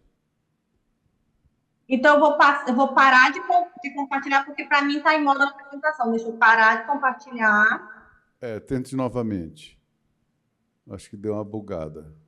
Vocês só pararam no primeiro, então, né? Está parado no primeiro, mas não está no modo apresentação para a gente aqui. Ele está como se tivesse o PowerPoint sendo editado. Olha, coloquei aqui, modo apresentação. Conseguiu ver agora? Não. Agora saiu. Agora estamos vendo você.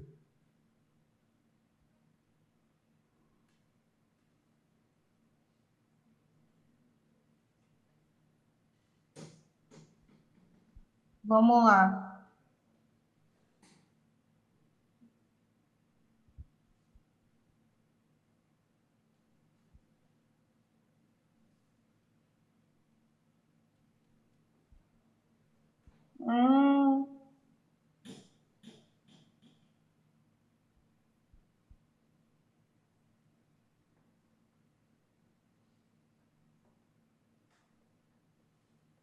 Continua sem? Só está aparecendo você.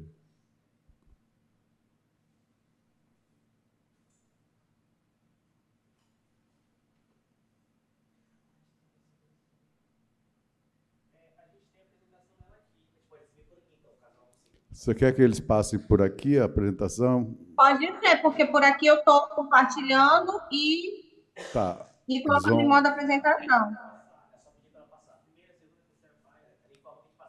Tá, você vai pedindo para passar, ele vai passar por aqui, você vai ter acesso também?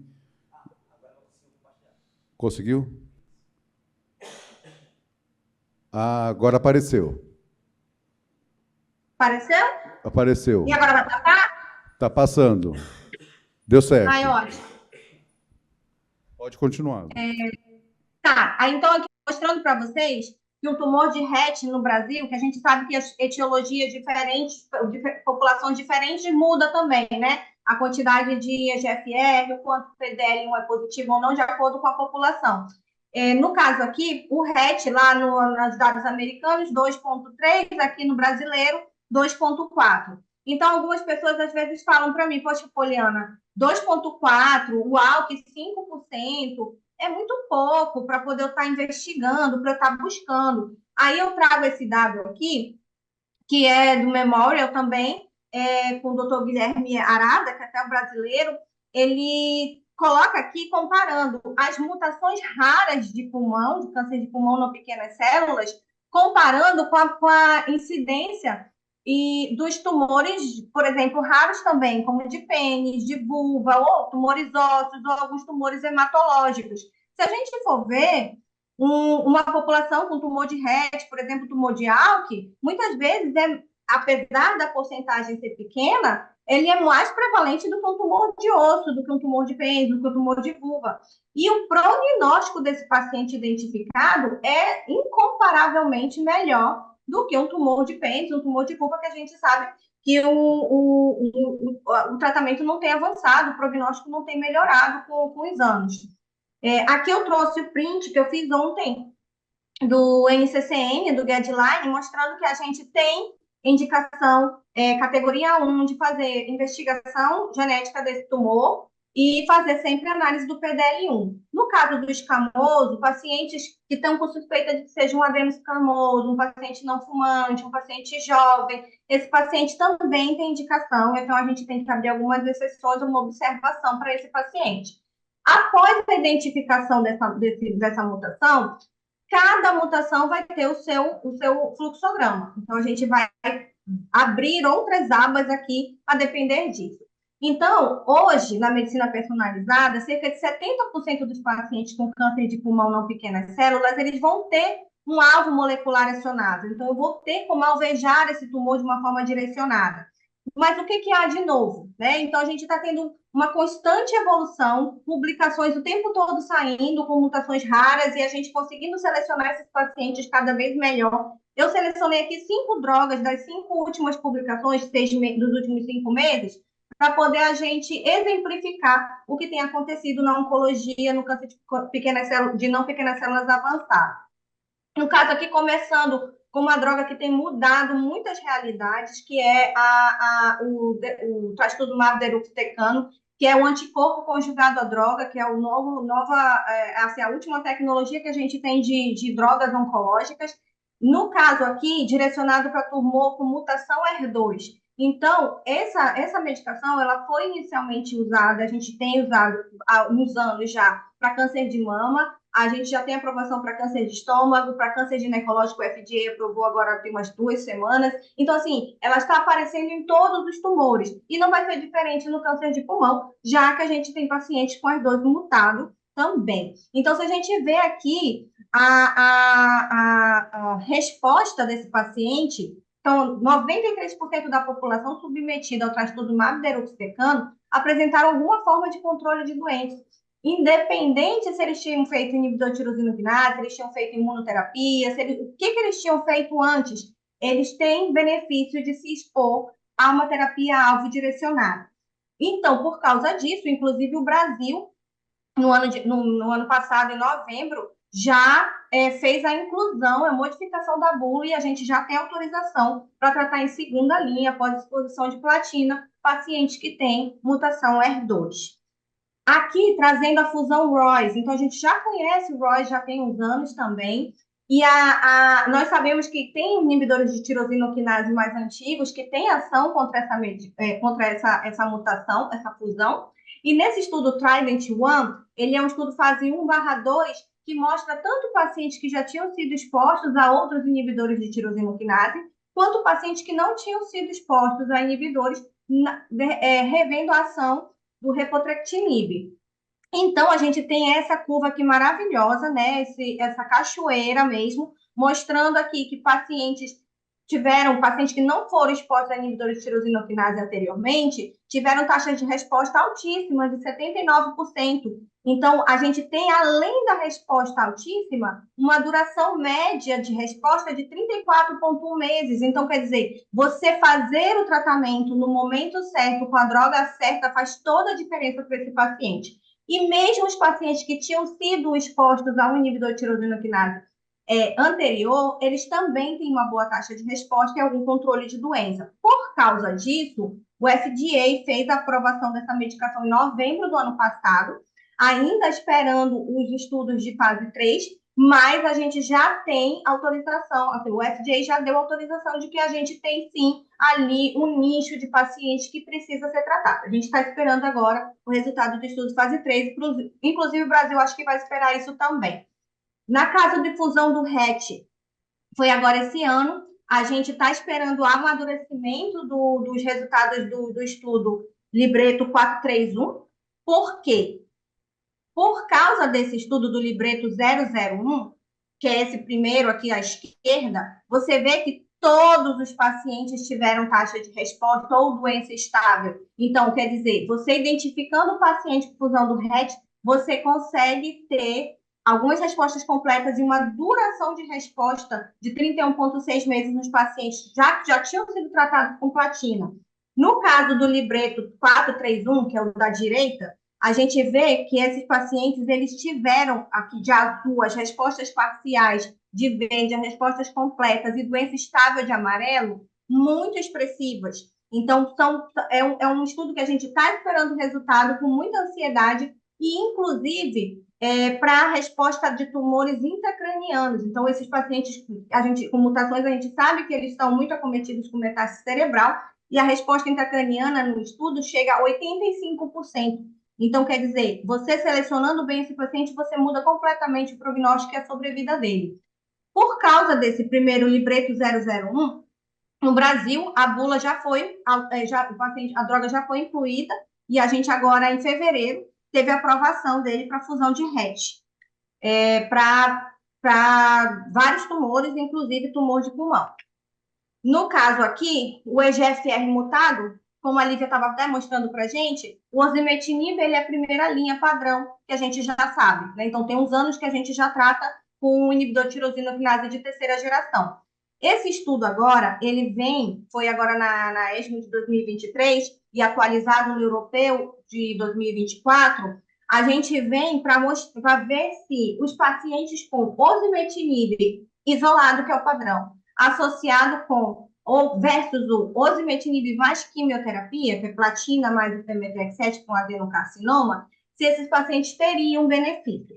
Então, o que a gente tem? Um maior controle de doença, uma sobrevida livre de progressão já estatisticamente comprovada, com uma mediana de 25 versus 17 meses, que é esse primeiro gráfico.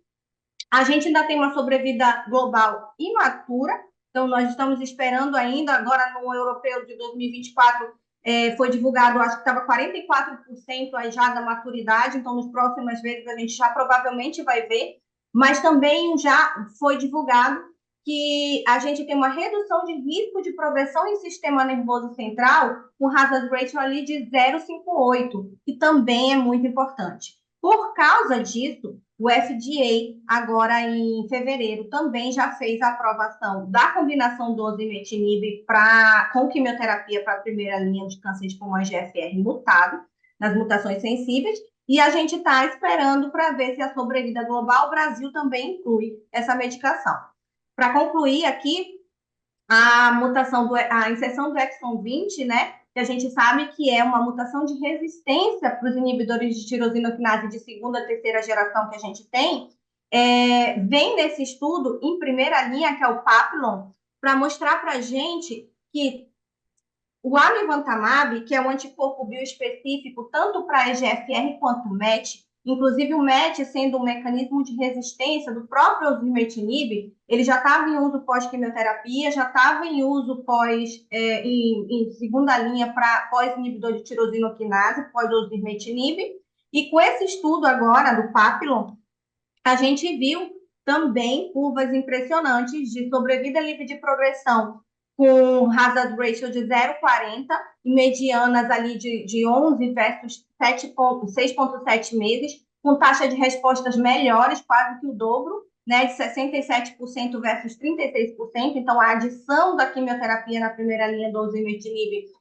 deu uma resposta maior, mas parece que é um tratamento que não é para todos. Então, a gente também vai esperar ainda dados de sobrevida global. Mas mesmo com esses dados, a gente já teve aprovação pelo FDA no mesmo mês, praticamente concomitante, e pela Anvisa. Então, também já está aprovado no Brasil para a gente usar amivantamab em combinação com quimioterapia em primeira linha, quando identificado um paciente com inserção do exon 20.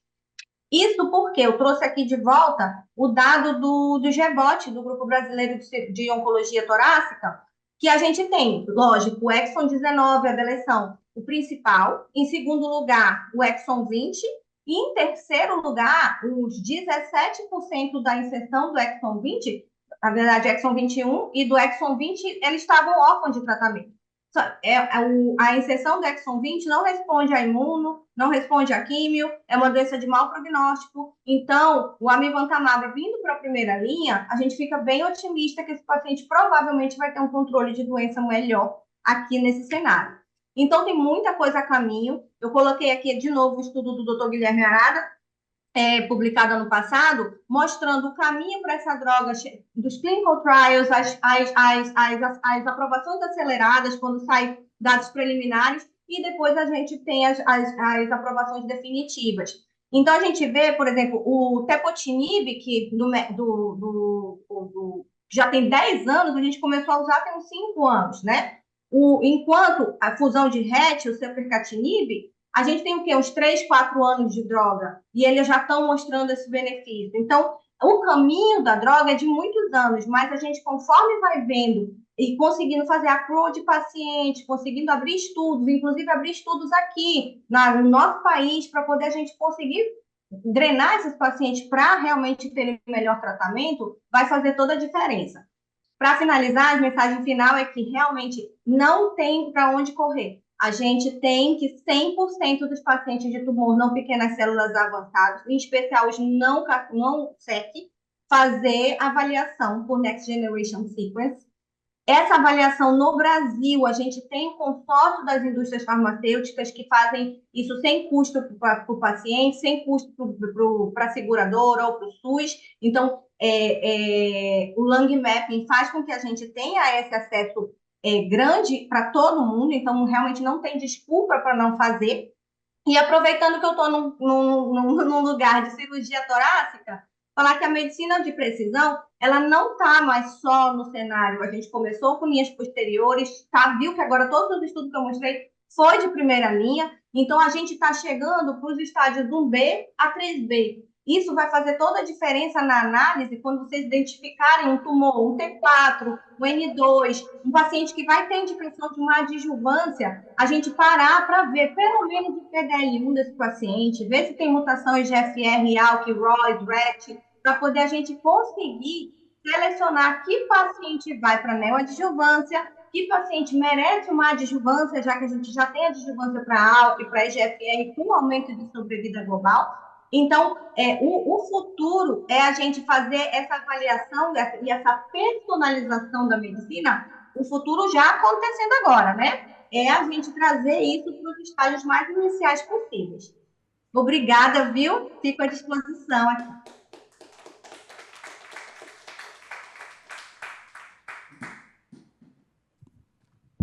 Obrigado, doutora Poliana. Muito boa apresentação. A gente só fica preocupado que cada dia surge mais nomes para a gente tentar entender, né? E a gente não consegue, eu não sei como é que... Vocês devem ter algum aplicativo que ajuda, porque é impossível. Todo dia tem um remédio, é um marcador, e assim vai, e aí a gente vai ficando cada vez mais embaralhado. Alguém tem algum questionamento para fazer para a doutora Poliana? O doutor Luiz Carlos. Boa noite, doutora Poliana. Então, a minha pergunta é assim, o que o cirurgião pode fazer para ajudar o pessoal da oncologia clínica no intuito de não perder muito tempo para poder realmente chegar a algum tipo de conclusão para o tratamento desse paciente? Vou ser mais objetivo.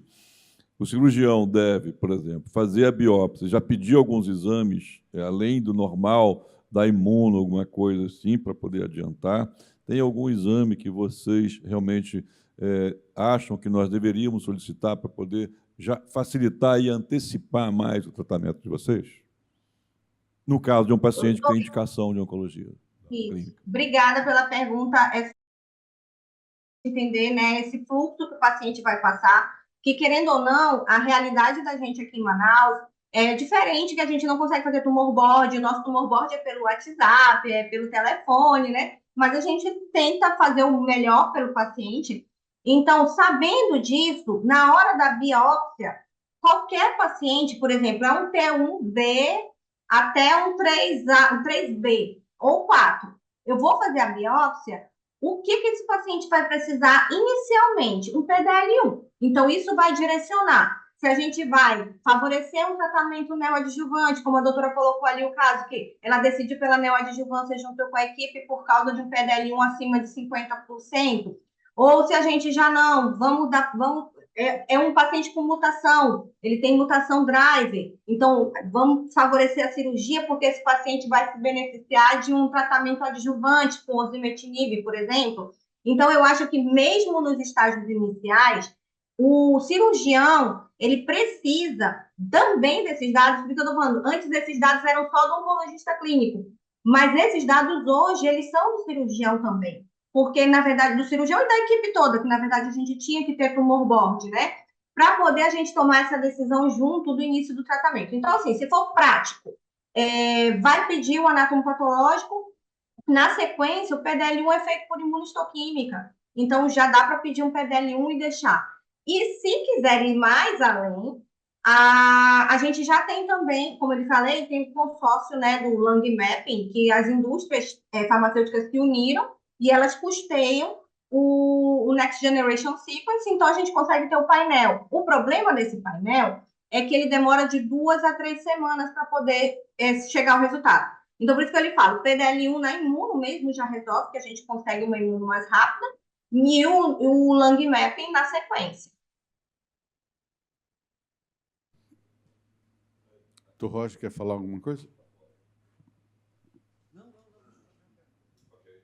Mais alguém quer se manifestar? Alguma pergunta? Então tá, doutora Poliana, agradeço imensamente a participação, viu? Excelente palestra, adoramos a sua presença e contamos com você para outras e futuras edições do nosso evento. Muito obrigado, viu?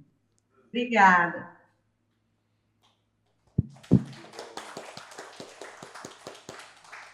Então, agora a gente está chegando ao final do nosso evento. Então, tem alguns agradecimentos aqui que eu vou ler, porque para não esquecer nenhum deles, né?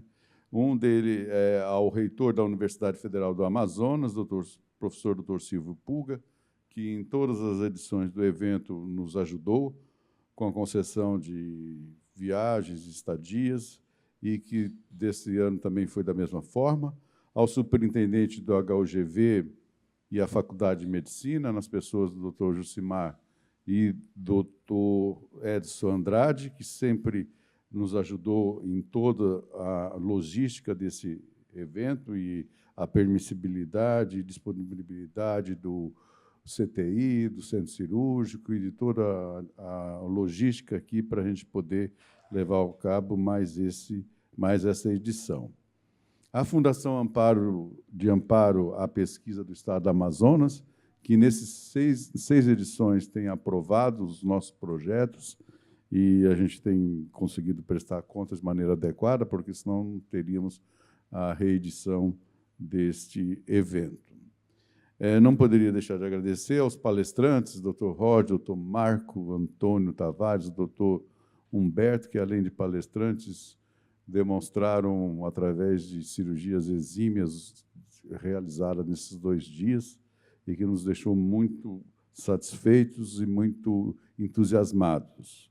É claro que eu falei sempre com a nossa secretária-mor, a Thais, do qual eu agradeço também, que seria a última edição, mas já fomos intimados pela doutora Paula. Já perde, o tal negócio, a gente perde o controle da gente mesmo, né? Então, com certeza, a gente deve aí continuar nessa edição, a 7ª, e depois tem o congresso do Dr. Neto, em 2026, e assim vamos continuando. Eu agradeço, então, a todos e peço para que vocês venham todos aqui na frente, para a gente fazer uma foto oficial do evento, sem exceção. Uma salva de palmas para o evento. Ei!